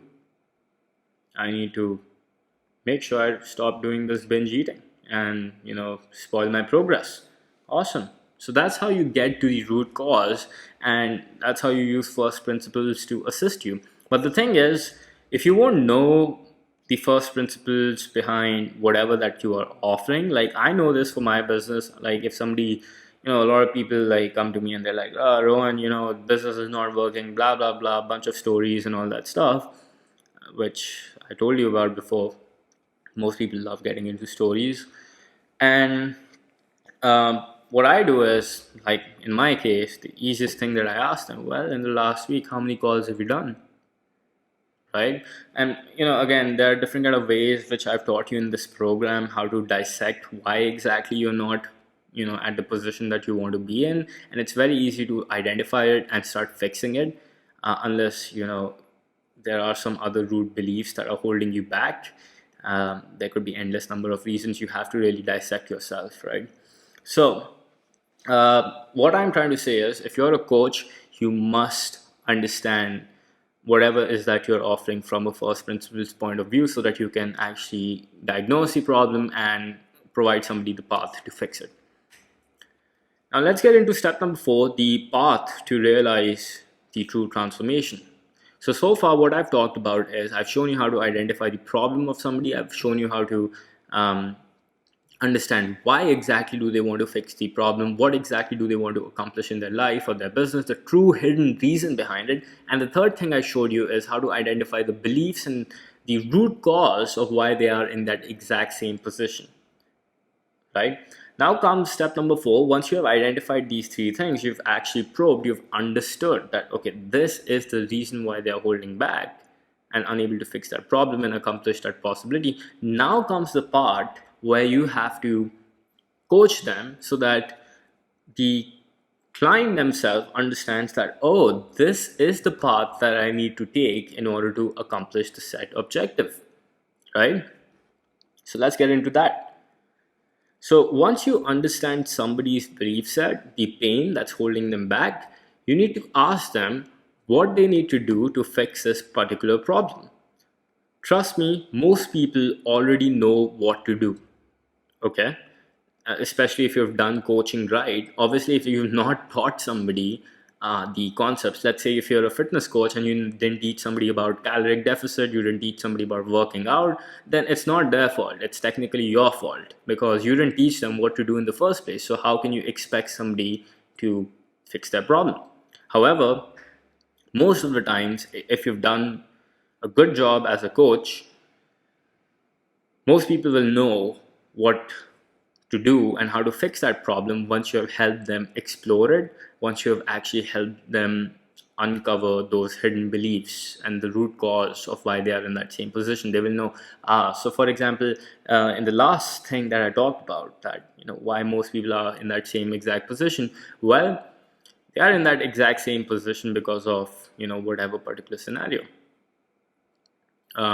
Like for example, for fitness, we talked about that we identified that, oh, that person is in the same position because they were not eating in a deficit. They used to binge eat on Sunday, and every progress that they used to make just became null. So how can they lose weight, right? So most people are only there for validation, and you just need to guide them with it, and they will know what to do. They will tell you that, oh, Rohan, or whatever your name is, that I need to do this in order to accomplish the set objective. Example, you already know you need to hit the gym 4 times a week and eat healthy in order to lose weight. Like, honestly, it's not rocket science. If you want to be healthy, I'm not saying like a bodybuilder level, but in general, if you want to just be a normal human being who's not obese and not suffering from different kind of health issues, it's pretty much common sense. You just hit the gym or whatever kind of workout that you prefer. You prefer dancing, swimming, or whatever you prefer, and just eat healthy, right? That's literally it. Yet most people complicate this so much. Like, you don't need a book on the top 10 fancy diets to achieve that, right? Yet most people don't, they are unable to accomplish this because their old character dangles, and it just holds them back. And the easiest thing to do is to basically ask somebody that, okay, tell me about your old patterns. Right? If let's say somebody tries doing fitness with you, and you've taught them everything, yet they are not able to adhere to it, well, you get it back to their old patterns. Well, tell me more about the things that you tried doing in the past, and how did that go? Oh, well, I tried doing this other class as well, and I didn't continue, and I even tried doing that, I didn't continue. Whatever I started in my life, I didn't continue. Well, why does that happen? So you keep on digging into this even further till the time you can understand that root cause and root belief because of which they don't accomplish the said things, right? So it's very important to realize this. So your goal as a coach is to make them notice their beliefs and show them what they should believe in instead. So I told you that, okay, let's say somebody had this belief that that Rohan, success is not meant for me, right? You need to show them that do you think it could be because you're too afraid to actually work hard, right? What happened when you actually became close to that success? What happened when you started seeing results in the mirror, the changes in your body? What happened then? Why do you think you became? What kind of thoughts arrived in your mind? Why do you think that old character is pulling you back? Why do you think you're not ready to accept that level of success that you told me about? Why do you think that that desired body that you want isn't there with you right now? Why do you think your old character is still holding you back, right? And once done, show them the path so that they can actually become the new character that they want. Very important. Okay. And basically once you have broken their beliefs, you've shown them that, this is the thing, that revelation moment, that, oh, this is why, right? And then you ask them, what do you think you should do instead? And then they'll automatically tell you, I need to actually do this in order to accomplish, right? Are you getting what I'm saying? And don't worry if this is confusing. Honestly, as I said, you'll have to watch this video probably a lot of times, and then I'm going to show you some exercises and real life examples as well. But for now, just try to pay attention, okay? So please note that certain technical questions should be answered directly. This form of coaching usually applies to mindset related problems only. So let's say that you get certain people who are like, let's say if you offer digital marketing and they're like, oh, I'm stuck with this whole ads thing or whatever. And if you taught people ads and that's what you are into, You can't just say to them that, oh, what do you think you should do? They don't know how to do that. That's why they're there, right? um, that's a completely different scenario.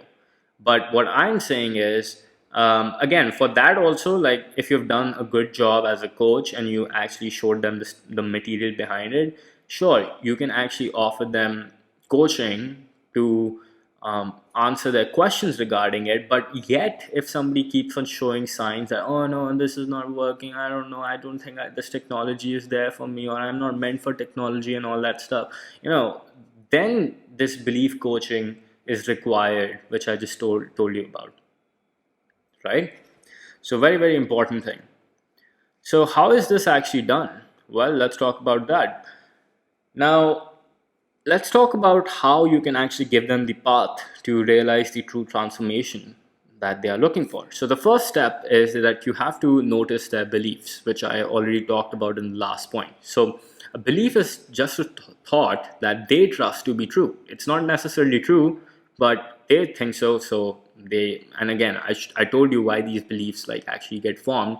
So they think that it's true. It's not true according to the universe, and your goal as a coach is to guide them in the right direction, to get them to believe what is right for them.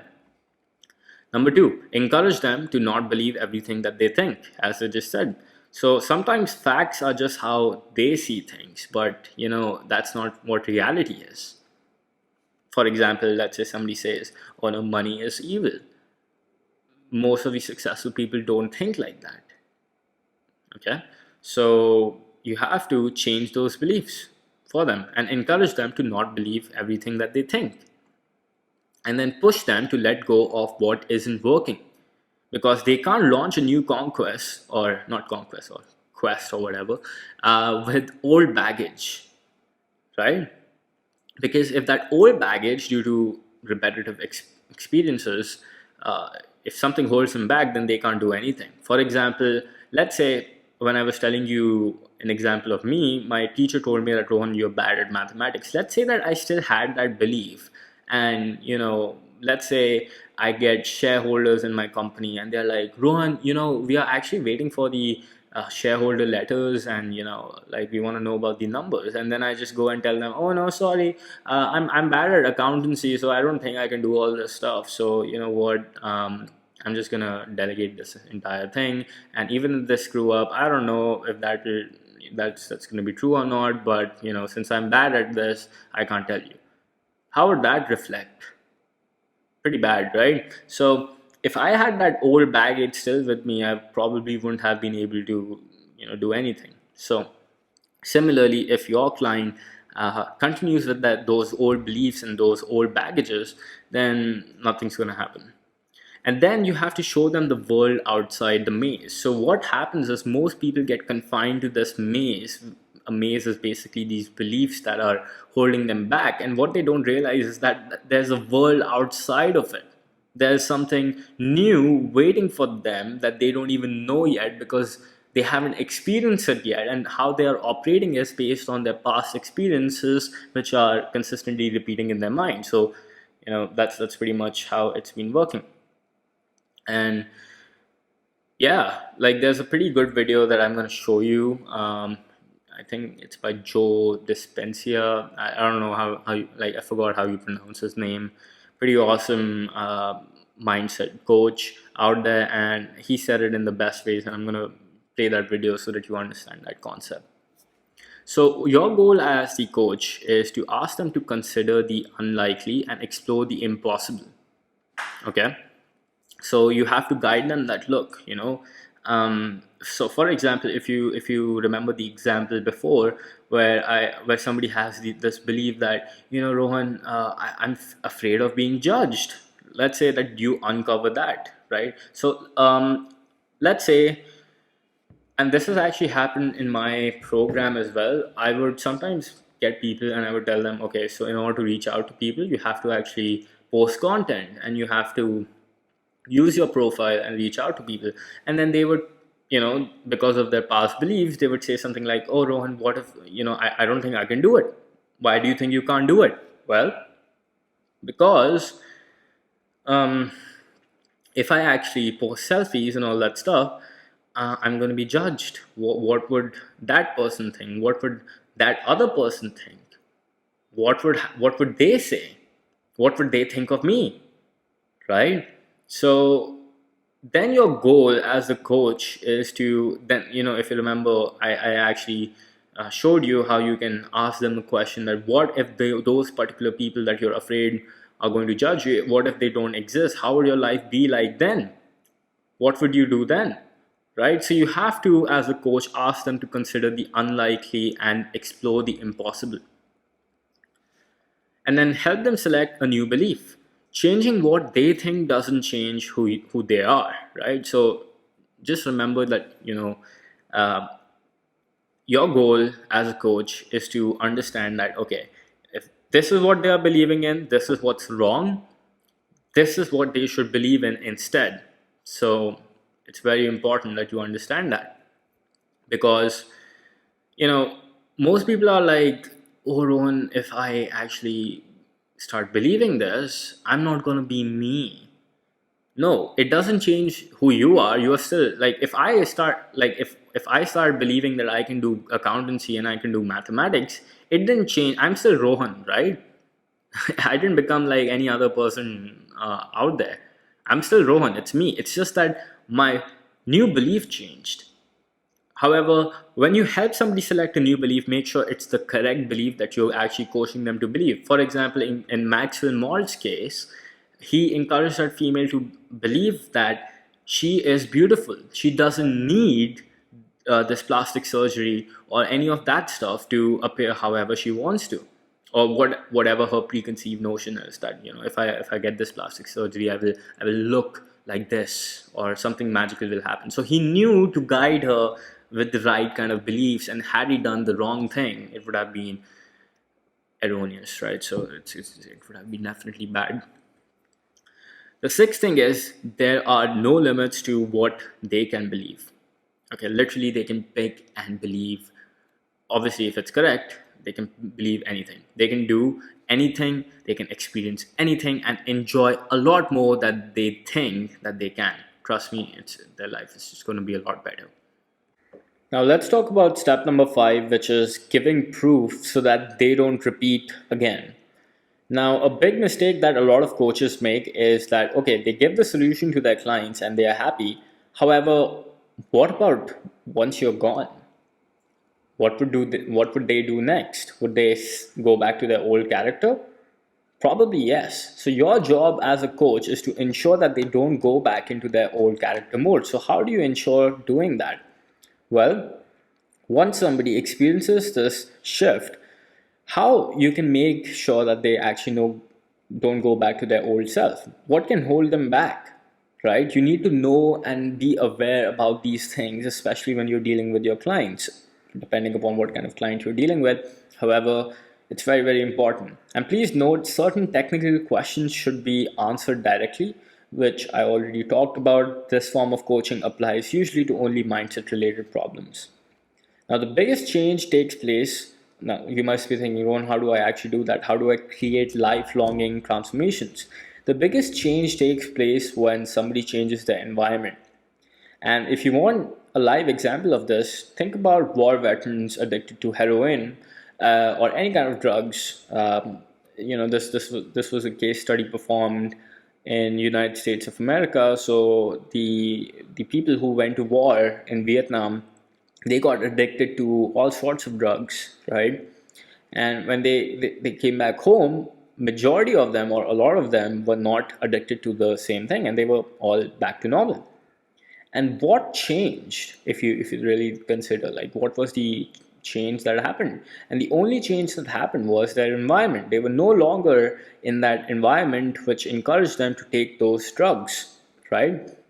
So that's something that I've observed as well. For me personally, whatever major changes that I've had in my life were only mainly because of the environmental changes that I did. Literally, whenever I wanted to do something, I would literally transform the people that I interacted with, the place where I worked, the place where I performed that certain action, and honestly, I experienced a massive shift myself. So environment plays a huge role contributing to the change of any individual. And your goal as a coach is that once you have truly broken somebody's beliefs and shown them what they should believe in instead, and shown them the true path, right? You have to make sure that they retain this transformation rather than just having temporary effects of the same. Example, our clients, inside of the our programs, our clients get the opportunity to be part of this online community where they can witness other people succeeding. And these are not people just like doing tiny amounts. They can actually see people making a hell of a lot of money and succeed with the same. Okay, and these people are literally, obviously, when you see somebody coming from the same position as you and you see that they end up doing 30, 50 times than what you're doing, you automatically want to challenge yourself to become that new character that is capable enough of challenging that person. So this means that if you yourself are not capable enough of challenging your current self, then what you can do is you can look upon other people as inspiration and challenge them. And then eventually, once you reach that stage, you can challenge yourself. And this provides them with the necessary proof, allowing them to stick to their transformation. And this creates something lifelong. And as soon as that environment is changed, bam, they go back to being their old self. Highly important. Okay, so your goal as a coach, if you really want to create results, is to provide lifelong transformations. So to summarize, we covered step number 1 is to understand the problem of somebody, and we do this by asking questions, right? What is the exact problem? You define it in simple terms, no stories, none of that stuff. Just tell me simply, what is your problem? Step number 2, you understand that possibility. The next step involves identifying what do they truly want. How would things be if they really solve the problem that they came to you for? How would things look like? What would change, right? Then step number 3 is by probing, we reveal the real pain and the root cause and beliefs that are preventing them from moving forward. Okay? And then step number 4 is the path. This is the direction that can help them realize the unreal transformation that can allow them to kill their old character and become somebody new, somebody who they really wish to become like. And then step number 5 is to give them proof so that they get the necessary confidence so that they experience that true transformation and they don't go back to becoming their old character. Now you might be thinking, Rohan, all this is fun and dandy, but how do I apply this in real time? So what I want to do is I want to share with you a real-time case study of how this has actually happened in my coaching business and how you can maybe learn from the lessons that I went through and probably apply the same. So what I'm going to do is I'm going to discuss some examples with you, and hopefully this should help you out. So the first thing is understanding the problem, then the possibility, and then, wow, I forgot. Just joking. So it's pain, and then you got the path, and then you got proof. Okay. So I'm going to share with you a real-time example of what happened with one of my clients before. And this was a legit concern that actually it arose, and the way I dealt with it, I'm going to share that with you right now. So the problem is this guy comes up to me and he's like, Ron, this program / business isn't working for me. Right? Now, again, please understand, this is not a problem. This is a story. Okay? So as a coach, your job is to really distinguish between what exactly is a problem and what exactly is a story, right? So to this, my counter question was, okay, well, in the last by using the first principles approach, I basically asked him that, hey, within the last week or so, how many calls have you done? What actions have you taken in order to accomplish to actually make this business work, right? The story that you're telling me, right? So when I asked, they replied to me by saying, I did not take any action. Cool. So now we can actually highlight the problem, which is I did not take any action. So this is the real problem, not this that you see over here. Because what most people do is the coach, right? They really think that, oh, they can't distinguish between the same. They can't distinguish between a story and the actual problem, right? So this is the real problem. Now, what I did was next thing that I asked is, well, when you first came to me, when you first joined this program, what was your real intention of really starting this business? Like, why did you want to start this business? They were like, to provide a better life to their family, their wife, their daughter. I can get into, like, I don't want to get into super details because that's obviously no point. However, the point is that the reason why they want to make more money, the reason why they want to get that financial independence, so that they could actually help out their family, send their daughter to the best schools, give them the best life. The things that somebody desires, like a man desires for their family, right? So those things, and then obviously there were further details which I'm not going to get into, but in summary, this was the main possibility that they were looking for. Then comes the pain. So what I did was, when I understood that, okay, I did not take any action, I basically asked them why do you think you are unable to take any action? What's really stopping you from taking this action? And then they're like, well, Rohan, you know what,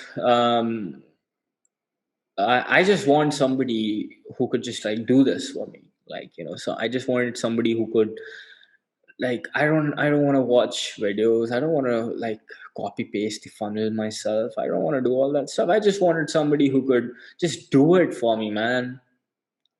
But then I asked him that, brother, we haven't even reached the part where you need, like, what exactly do you want somebody to do for you?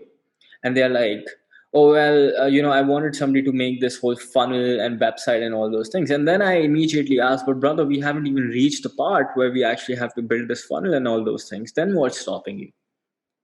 Like, I would have understood that, um, it doesn't make sense if you were unable to go through this technical obstacle because it's confusing or you're stuck somewhere. That also can be sorted out, which most people don't realize. However, I explicitly asked that, we haven't even reached that stage yet. We are still and in that early stage of I in that particular lecture, I think where that person was, I had asked them to do certain calls to understand the pain points of their marketplace and all that stuff, right?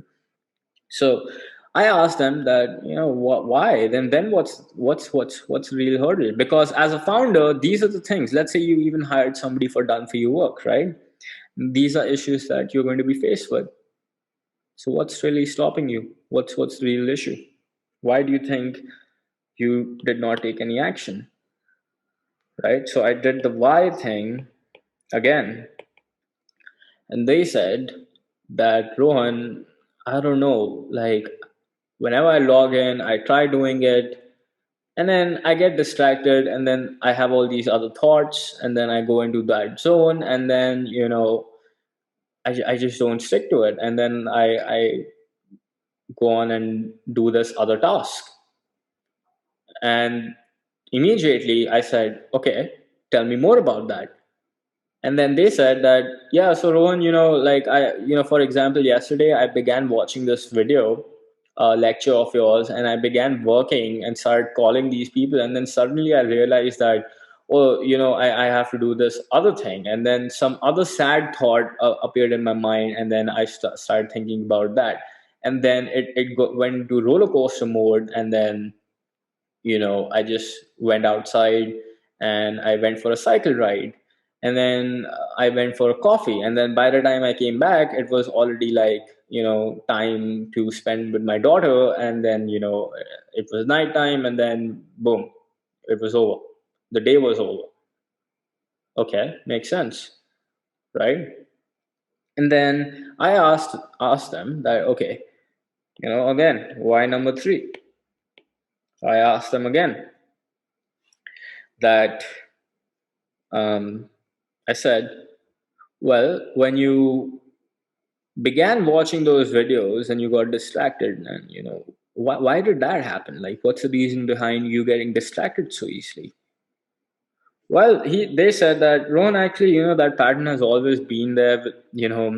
Um, I get distracted easily whenever I try doing other things in my life. And immediately I said, yeah, tell me more about those other things, those other experiences in the past. Like when you tried going through other courses, or maybe you tried going through, gym or anything in your life. What happened then?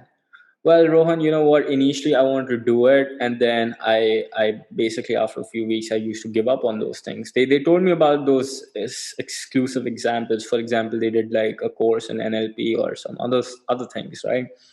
And they did those other different kind of things, and they said that, even though I tried doing those things, I gave up very very easily, and nothing really happened. And that thing didn't happen is because I get distracted easily. So why do you think you get distracted easily? Again, back to my same question, right? What happened because of which you get distracted? Well, Rohan, ever since I was a kid,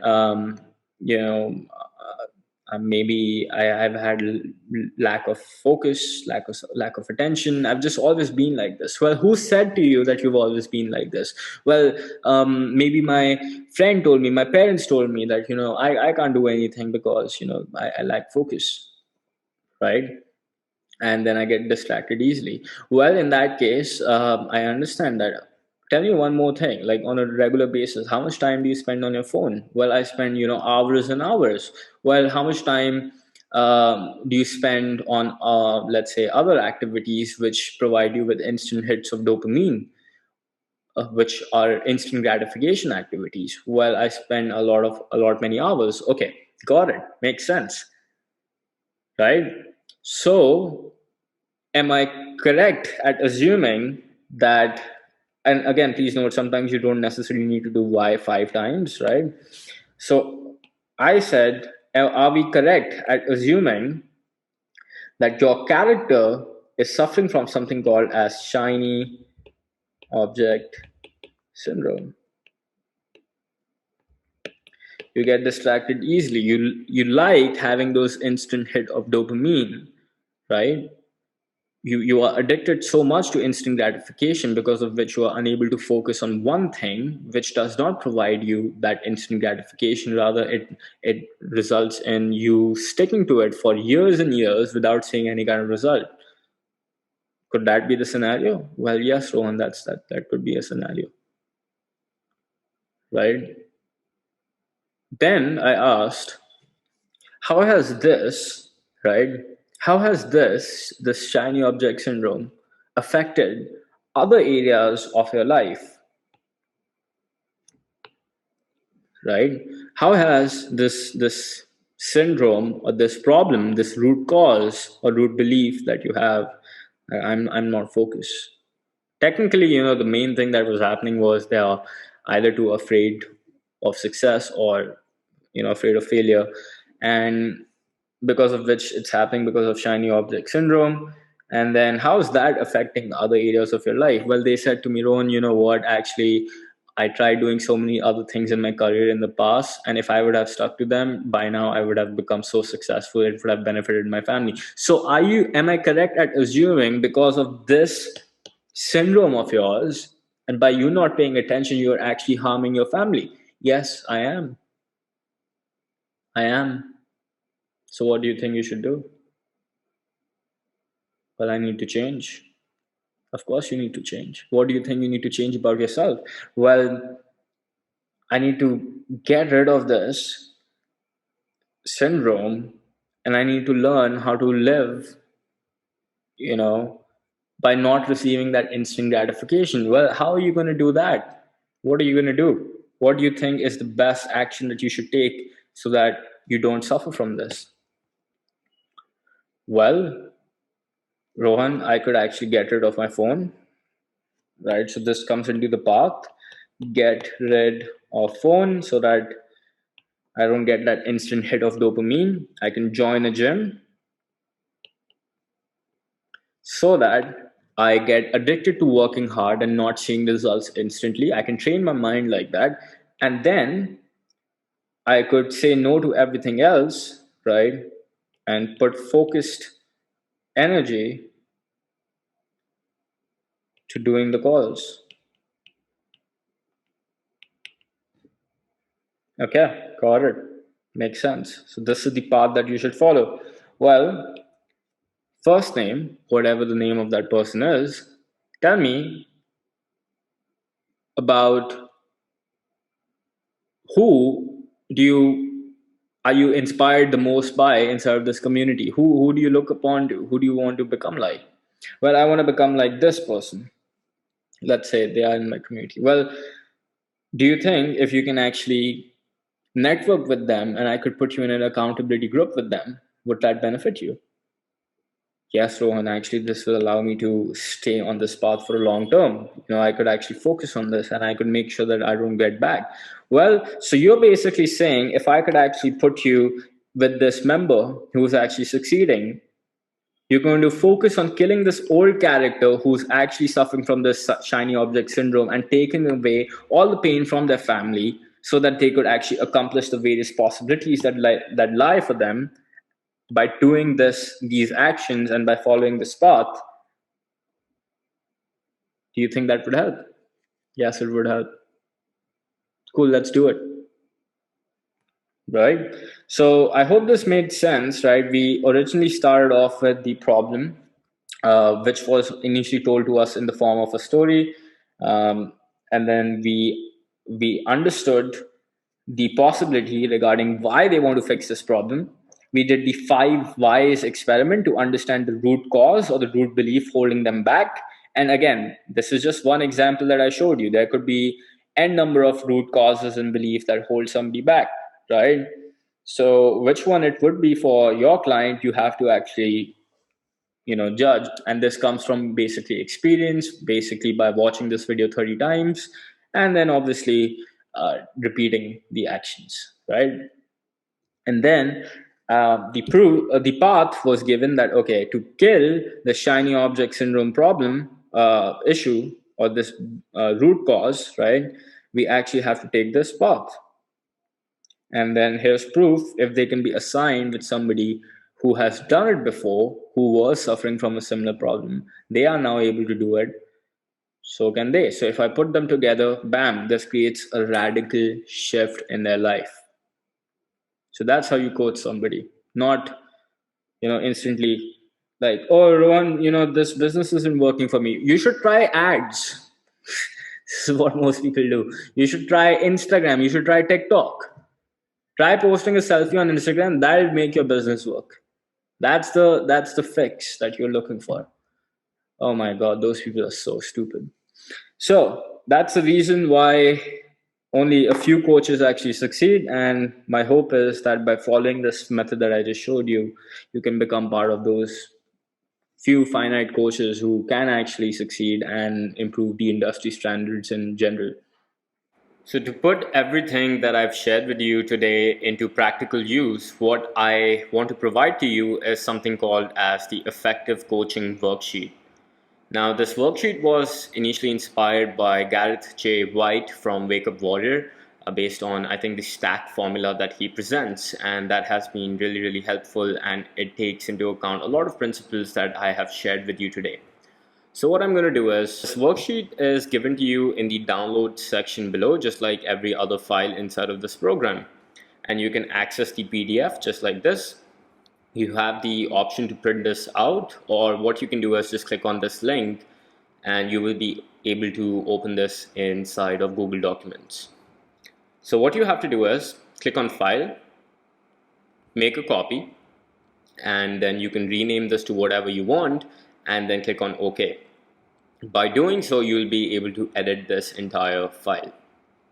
So what I'm going to do is I'm just going to quickly go over this, how this coaching worksheet is actually structured, and then I'm going to do a quick example with you all so that you can understand how to fill this worksheet. Now what I want you to do is, whenever, let's say, you are coaching a client, okay, so the first thing I would do is probably try implementing this on yourself first, and as I told you, then you can try implementing it on your staff members if you have any, and then you can move on to doing it with clients. Okay, so whenever a client presents you with an obstacle that they are facing, and you discover that this is a mindset related obstacle, and really the problem is defined and you can actually solve it pretty easily, but their emotions are not allowing them to see through it in the correct manner, and they basically require coaching. So that's when I want you to pull out this sheet, and what I want you to do is I want you to start filling it as soon as the client states their problems to you, or whatever story that they tell you. So how exactly is this worksheet structured? The first thing is you have the problem, and then you have, inside of the problem, you have the trigger, what exactly triggered them to cause the problem, and then you have the story, what story they are telling you, what story are they telling themselves, what are the real facts, what exactly is the problem, right? So I initially told you inside of this lecture that each problem actually starts with a trigger, something in their environment that actually takes place, which triggers them to later on form stories. And stories are nothing but problems articulated in emotional format, right? And then most stories are not true. So as your coach, as I told you earlier, you need to weed out what the real facts are and what the real problem is, because human beings just love telling stories.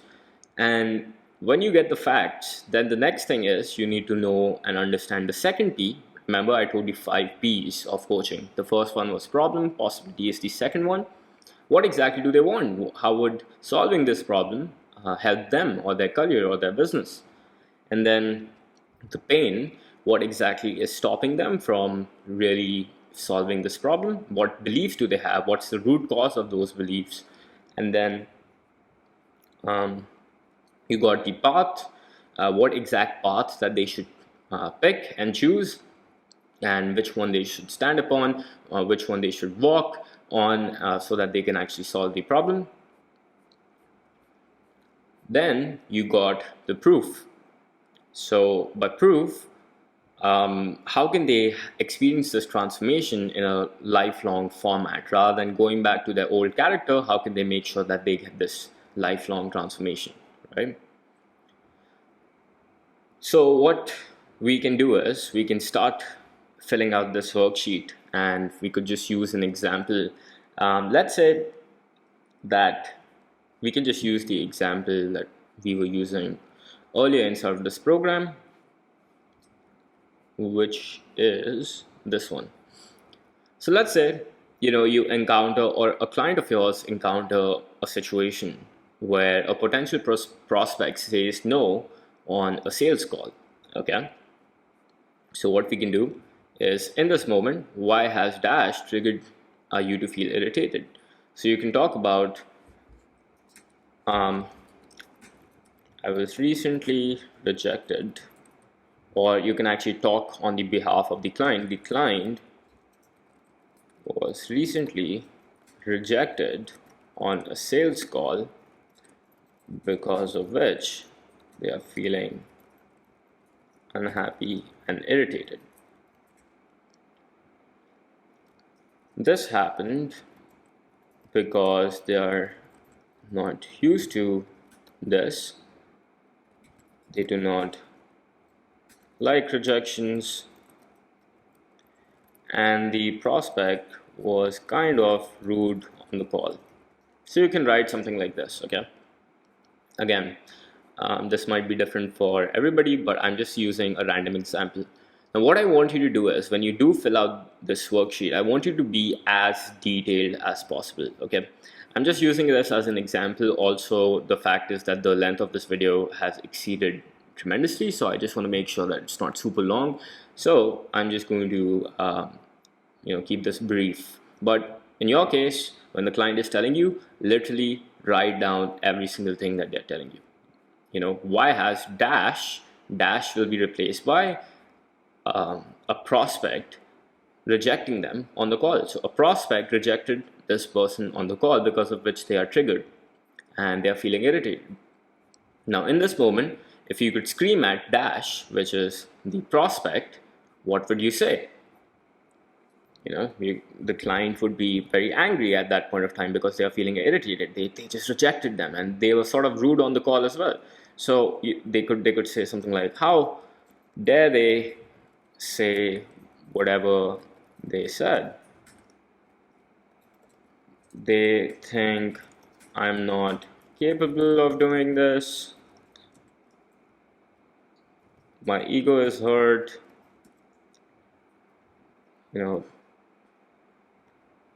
And you could just say a lot of hurtful things like, I'm not feeling angry because this situation did not happen with me right now, but honestly, if I was feeling angry, a lot of emotions come up, like, how dare they do that? How the hell did that person speak to me like that? Just think about, if you haven't encountered a situation where a prospect said no to you, maybe think about a situation where, let's say, somebody else, maybe a friend or somebody you met on the street, was really rude to you. What kind of emotions started triggering you inside of you in that particular moment, right? You feel that gush of anger, right? So that's exactly, when that happens, you got a lot to say. So it's like super helpful to just splurt it out. And when the client is telling you all this, just write it down in detail. Now, in this moment, if you could force dash to think, say, feel, or do anything, what would it be? So now this is where you can put yourself. So the client you can actually encourage the client to put themselves in the position of the prospect, okay? And you can replace this with the prospect. So in this moment, if you could force the prospect, whoever the name is, let's say it was the client did a sales call with Mr. John. So if you could force Mr. John to think, say, feel, or do anything, what would it be? Maybe they will explain that this was the 5th sales pitch they heard that morning. Some other things are not going well in their family life, because of which they decided to blame you, and or decided to take it out all on you. So something like that, okay? Again, you could be as detailed as possible. Now, in this moment, with no filter or constraints, what do you think about dash, right? The prospect, So the client could say something like, he is a rude person. He doesn't know how to speak to anybody. They lack decency. They are uncouth. Anything, right? There could be n number of things that you want to label that particular thing. And again, this is not necessarily true with an individual only. Let's say something else happens. Let's say a trigger happens, which could be another one. Let's say in this moment, the trigger is that the client tried installing a software, but suddenly it crashed and they lost all the progress they had made. So in this case, the thing to blame is that software, right? This is not a person, this is an object. And you could blame that. Oh, it's because of software. The software triggered the client to feel this certain way. Now, I'm not going to go super into detail, but I just wanted to explain you that it could literally be anything that could make the client feel triggered. So, that being said, now the story part. What is the story created by the trigger that you're telling yourself and others? So, since they got rejected on the sales call, maybe these are the different kind of stories that they could tell other people or themselves. That let's say that they were following a course, or actually let's just say that you were following this particular course that I'm teaching you, okay? And let's say this particular scenario happens, and often it does, right? The first instinct would be, oh, this course doesn't work. The prospect, even though this prospect rejected this person once on a sales call, right? We could tell one story that, oh, this course doesn't work. I can't do sales. It's too much effort. I don't want to do this one-on-one talking with people. I don't want to do all that stuff. I just want to host a webinar. Yeah, I can't sell to one person, but I think I can sell to hundreds of people on a webinar. That's fantastic. I should reduce my prices. Maybe it's my prices. That's why the prospect was rude to me. Oh no, the world is ending. Let's just give up. The business doesn't work. There's not enough leads in the world. People don't have money. A number of things you could blame. How do I know all this? I used to do it myself. That's why I'm telling you from real-time experience, and this could literally be applied to anything. Okay, so these are the different kind of stories that the client could tell you. Again, this is just related to the example. Now, describe the feelings in details that arise for you when you tell yourself the story. So they could be like, I took this course and literally put in everything I had. I even approached 20 people, and out of which I got this one to book a call with me today. Now, even he rejected me. He was so rude. I don't think this is meant for me. I thought this would be easier. I thought business is easy. Sales, I hate sales. It's the worst thing ever. I think there is not enough money in the world, so I should reduce my prices, right? And then more course things. I feel disappointed. I feel hurt. Again, please ignore my grammar at this point of time, because it's just like just talking it from the client's perspective. So these could be the different kind of things that the client might be telling you, that, oh no, these are all the things that are happening. So far what we have done is we understood the trigger. Like, okay, so the trigger was the prospect rejecting, right? And that's what we covered over here. A potential prospect said no. And then what happened is we talked about the story, which is that the course doesn't work, I can't do sales, a webinar model must be better, I should reduce my prices, the world is ending, let's just give up. All these different kind of emotions. And then these are the feelings associated with the story that the prospect, or sorry, the client is telling you. And then here are the facts. Okay. So question 7 is, what evidence do you have to prove that the current story is true? What evidence do I have to prove that, this course doesn't work? Zero. Well, I've seen hundreds of other people take this course and succeed.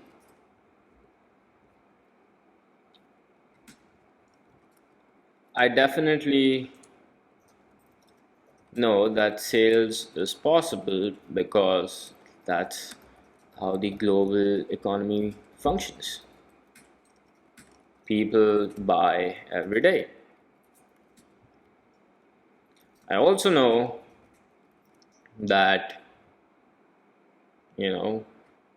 if I can't sell to one person on the phone, it would be tough to sell to 100 on a webinar. Therefore, my story is false. So, question 8, is this emotional story really true? The answer is no. So what you can do is just highlight that as red. Bam.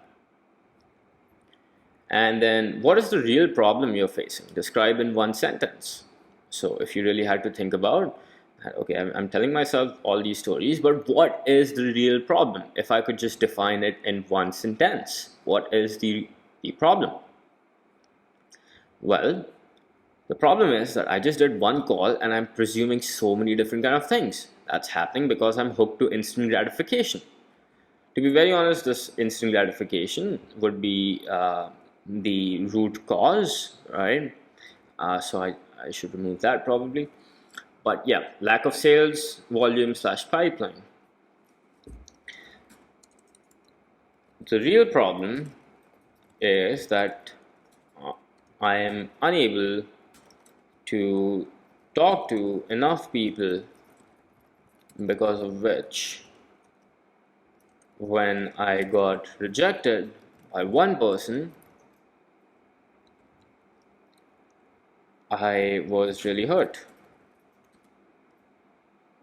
Okay. So lack of sales volume. This could be the problem in one sentence. And then the possibility. Okay. So this brings us to the next point, which is, what's the goal behind whatever we are trying to achieve? Okay. What might be possible if for you in this situation, if the current story was false? Well, if I could do sales, then my life would be better. I would make more money, buy that flat that I always wanted to buy, provide my children with the best education. So whatever emotional reason the client has attached to this particular objective, it could be endless, right? And what will happen if you truly solve this problem rather than acting with emotional triggers? How would things be different for you? Well, I will be living in dash society. Maybe they want to get a flat or something like that in this society. I will be happier, healthier, right? All those different kind of things. My family will respect me. Okay. So different kind of things that people want. And again, this all ties up to this Maslow's hierarchy of need. And again, this is different for everyone based on what level they are at. Therefore, you'll have to listen and understand their possibilities accordingly. Then you have pain. Do you think by reacting to the trigger will help you achieve what you want? Trigger being by reacting to the prospect. Do you think it's the prospect's fault because of which you don't have all this stuff? No. Do you believe the emotional story that you're telling yourself, you know, all this stuff? Do you think that's going to benefit you? No.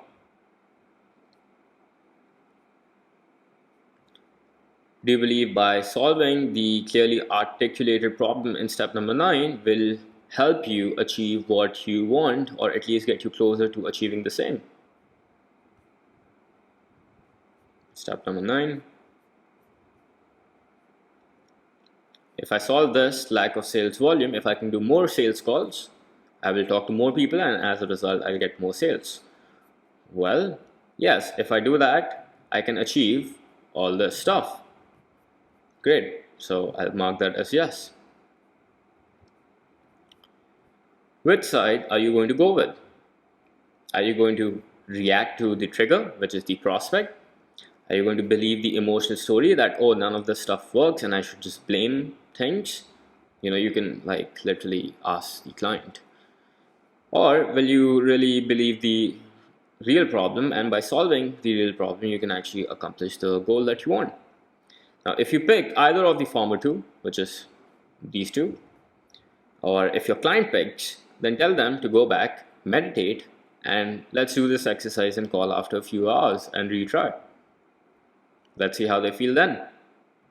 Because most of the time, people have these things going on because of what they are reacting in that particular moment. It's not what really things are. Okay, so that's why it's encouraged that the client should just go meditate, relax, chill out, and then maybe watch a movie if they want, take deep breaths, and then come back, and then let's face the problem once they have cooled down. Then the thing is, which side are you going to pick? I'm going to pick the real problem. This is what I should solve. Now, what's the root cause or belief holding you from realizing your goals? Conduct the 5 whys exercise. So, the first why could be, why are you not getting calls, right? Why are you not getting calls? Well, because people on LinkedIn, for example, don't reply. Well, why do you think people on LinkedIn don't reply? Well, I sent them a copy paste message, and people read it, but then they never get back.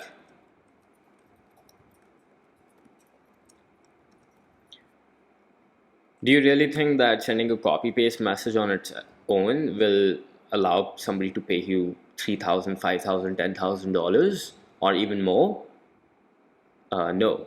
Then why? Why do you think people are really not, getting back? Because it takes so much time to contact people on LinkedIn. Therefore,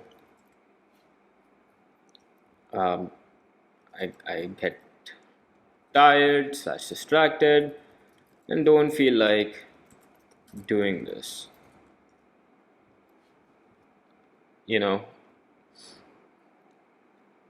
I thought this would be easier.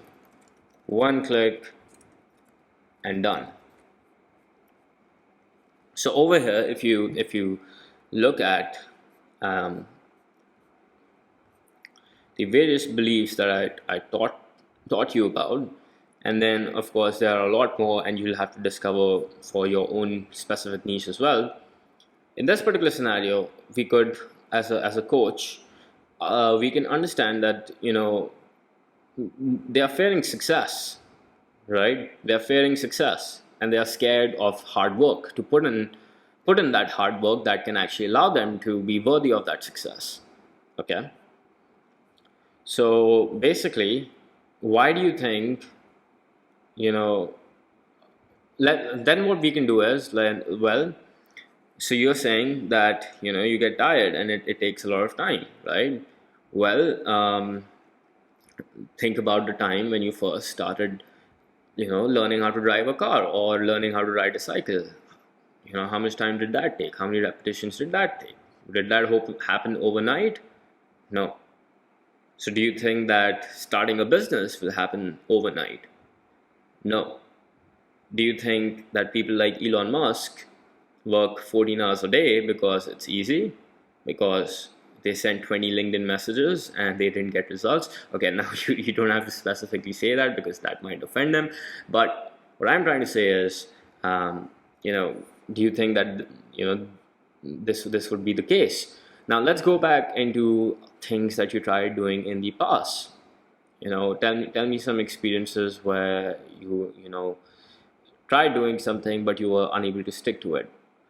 Well, um, let's say I joined a gym, Rohan, the few months back, and then I hired a trainer and did all that stuff. But then lifting the weights and all that, I got tired, and then I just reverted back to my old position, and then I just gave up on it. I never did it. Okay.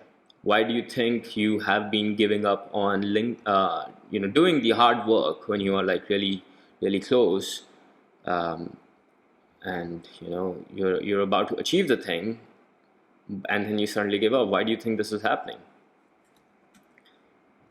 Well, probably because doing these things are not my main priority. I'm getting a decent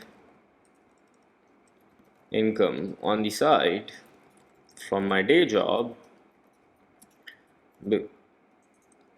and I am also married, because of which making this extra money slash getting my desired physique, my bad, isn't my main goal. What else, right? What else? Tell me more. Also, maybe I was given things, or maybe I'm also, or we could add, like, do you think it could also be because you're addicted to instant gratification, right? How many times do you use your phone per day? What's your screen time? um, Whenever whatever you feel like doing, do you always do it, or do you let your mind starve those thoughts? Well, I always do it. So, well, do you think you are also addicted to instant gratification? Yes, maybe I am also addicted to instant gratification. Right?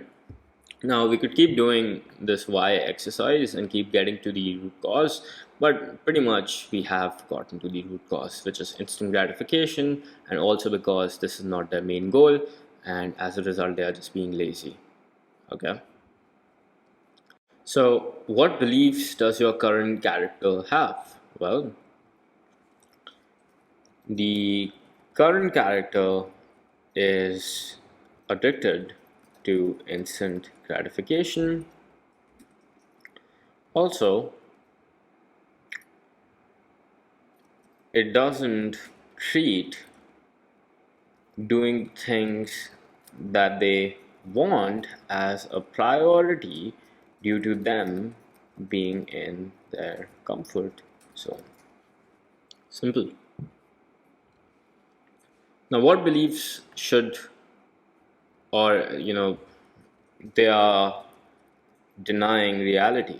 This could be another one. What beliefs should you have instead to achieve your goals?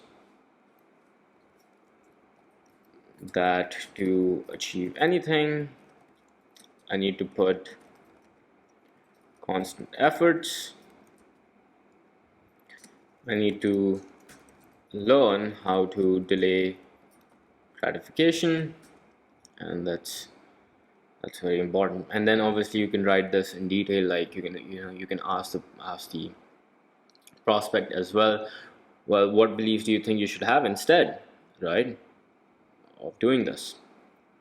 And then write down the path you should take to solve the problem. Describe in 5 to 6 steps. So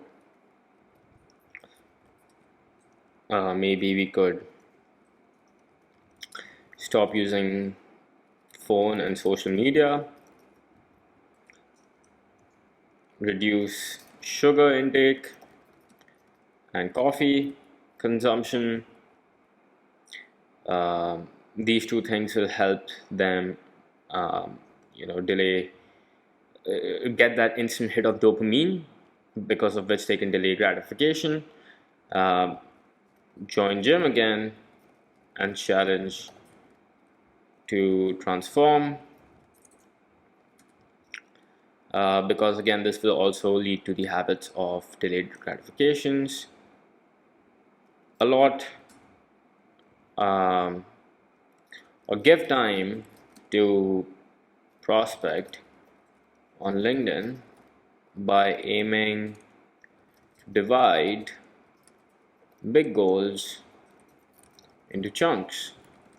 Example, aiming to send 50 connections per day and 30 messages daily without any emotional constraints, right? So without being any emotionally attached, just aim to do this. Aim to do at least one call per day and 30 calls in a month. Forget about the final outcome and just focus on the input. Okay, so these could be some certain things like, what do you think you should do? What's the next path? Like if you don't want to do this, what do you think you should do instead? And most of the times people will just know, especially again, if you've not taught all this in your program, then obviously nobody will know this, right? But if you have taught and you've done a good job already, and again, if you don't have a program, let's say you provide services in your help documentation or whatever, you have not answered the queries of that individual, then what you have to do is, obviously you can't blame them because they won't be able to figure this out. But if you have taught them and yet they have not taken the responsibility to go through it and implement the same, then it becomes their responsibility to actually tell you what the real path should be. And then you could probably guide them, right, by asking questions. Do you think if you could do this, how would things be? Do you think you should try out this? Do you think you should try out joining a gym? What do you think will happen if you join a gym? Things like that. And I've shown you how to do this question and answer thing in week 2. So you should understand that. So would this path help you change your beliefs and realize the possibilities waiting for you? If not, redo question 20. Not question 20, redo question 19, which is, do you think that this path can actually solve the problem? Of course it can. So I'm just going to write yes.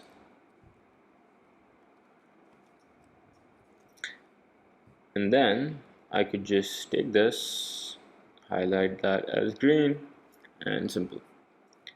What lesson did you learn today? Well, I learned that by blaming somebody, I'm actually harming myself. The prospect had a lot of things happening in their own life which they took out on me. This doesn't mean that the world is ending and I should just focus on generating more calls by focusing on long-term goal achievement. Okay, was this lesson positive? Why was this lesson positive? Why is it significant? Because now I can learn to control my emotions and um, you know, delay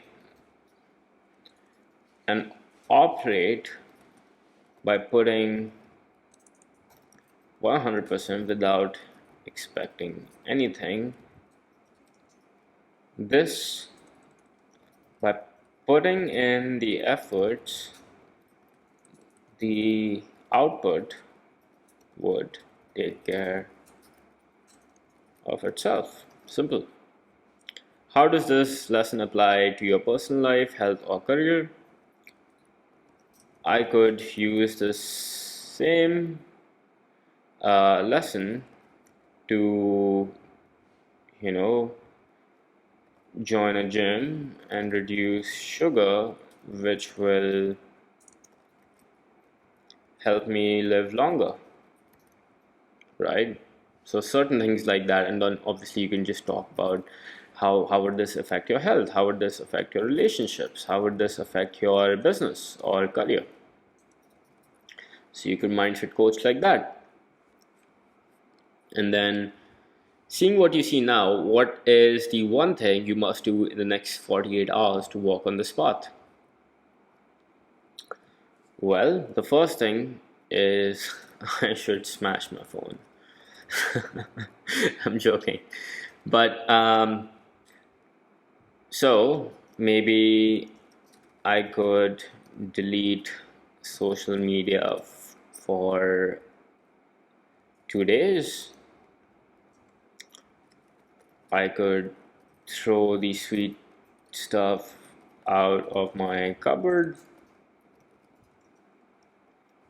I could join a gym. I could write on my calendar to perform 50 outreaches on LinkedIn every day at a fixed time.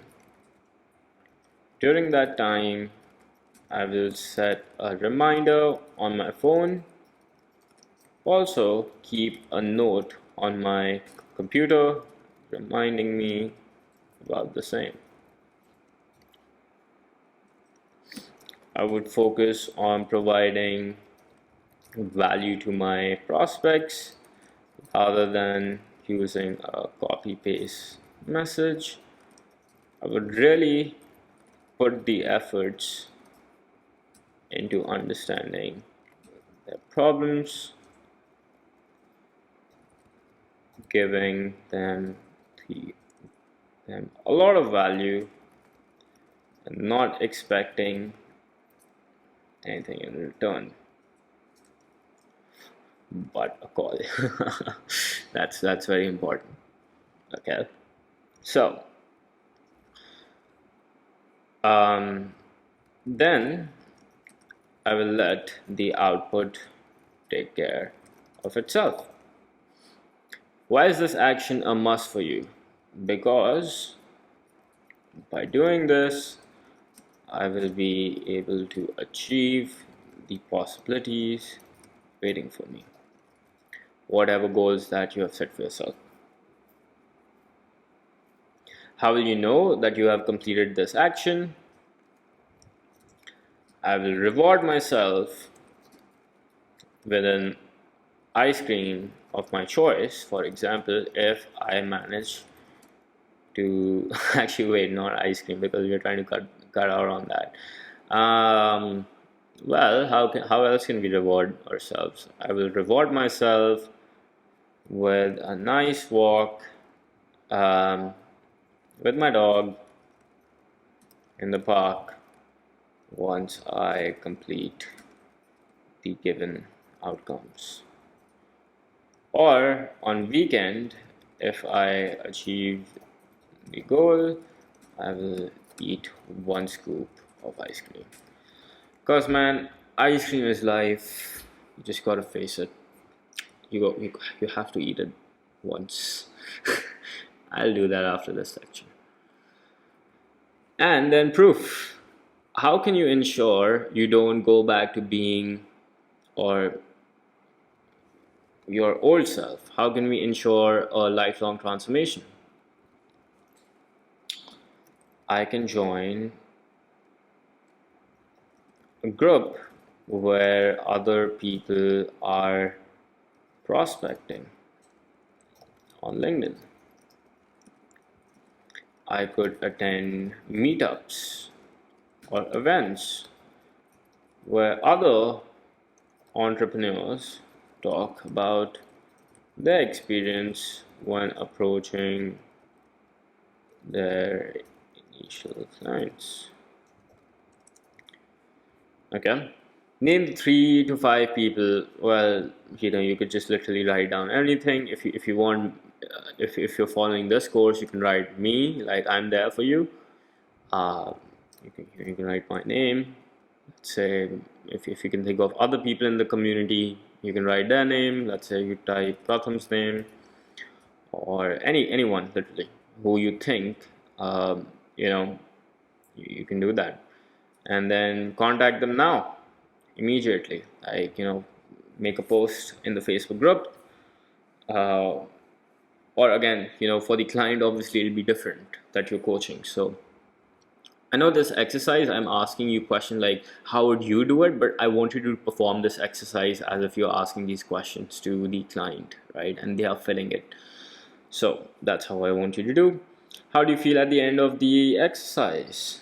I feel great and motivated, ready to demolish, ready to realize the goals. Let's do it.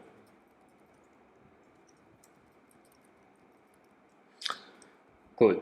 So that's how you basically focus on filling this worksheet when you're coaching the client. You can ask them these questions. You can do this worksheet with them if you want. And first, as I said, try doing it on yourself, and then go ahead and do it with your client. So that being said, sure, I talked about the disclaimer that you should know about before you consume this information. I talked about who can apply the techniques shared in this video. I talked about the benefits of applying this information, how this can help literally any kind of service coaching business. For a lot of you who are into service business, if you're thinking that, oh no, this can't be applied to me, you're living in denial. And then how to apply this information, I showed you exactly the formula behind it. And then I talked about the 5 P's of coaching. And then I also showed you the worksheet that you can perform in order to use these 5 P's and actually help your clients get fantastic results. So I hope this lecture was really beneficial for you. It took me a lot of time to really, firstly, actually it took me a lot of time to learn this information, and that to be from so many different sources that you can clearly see. And then it took me so much time to implement this information on myself. Then it took me so much time to implement this information on my staff, and then finally clients. And then I still managed to do that every single day. So hope this was valuable to you, and hope you learned a lot from this. And I just can't wait for you to start applying this, and do let me know how the results go as soon as you begin applying this information. And please use the warnings that I shared before getting started and actually applying this in real time.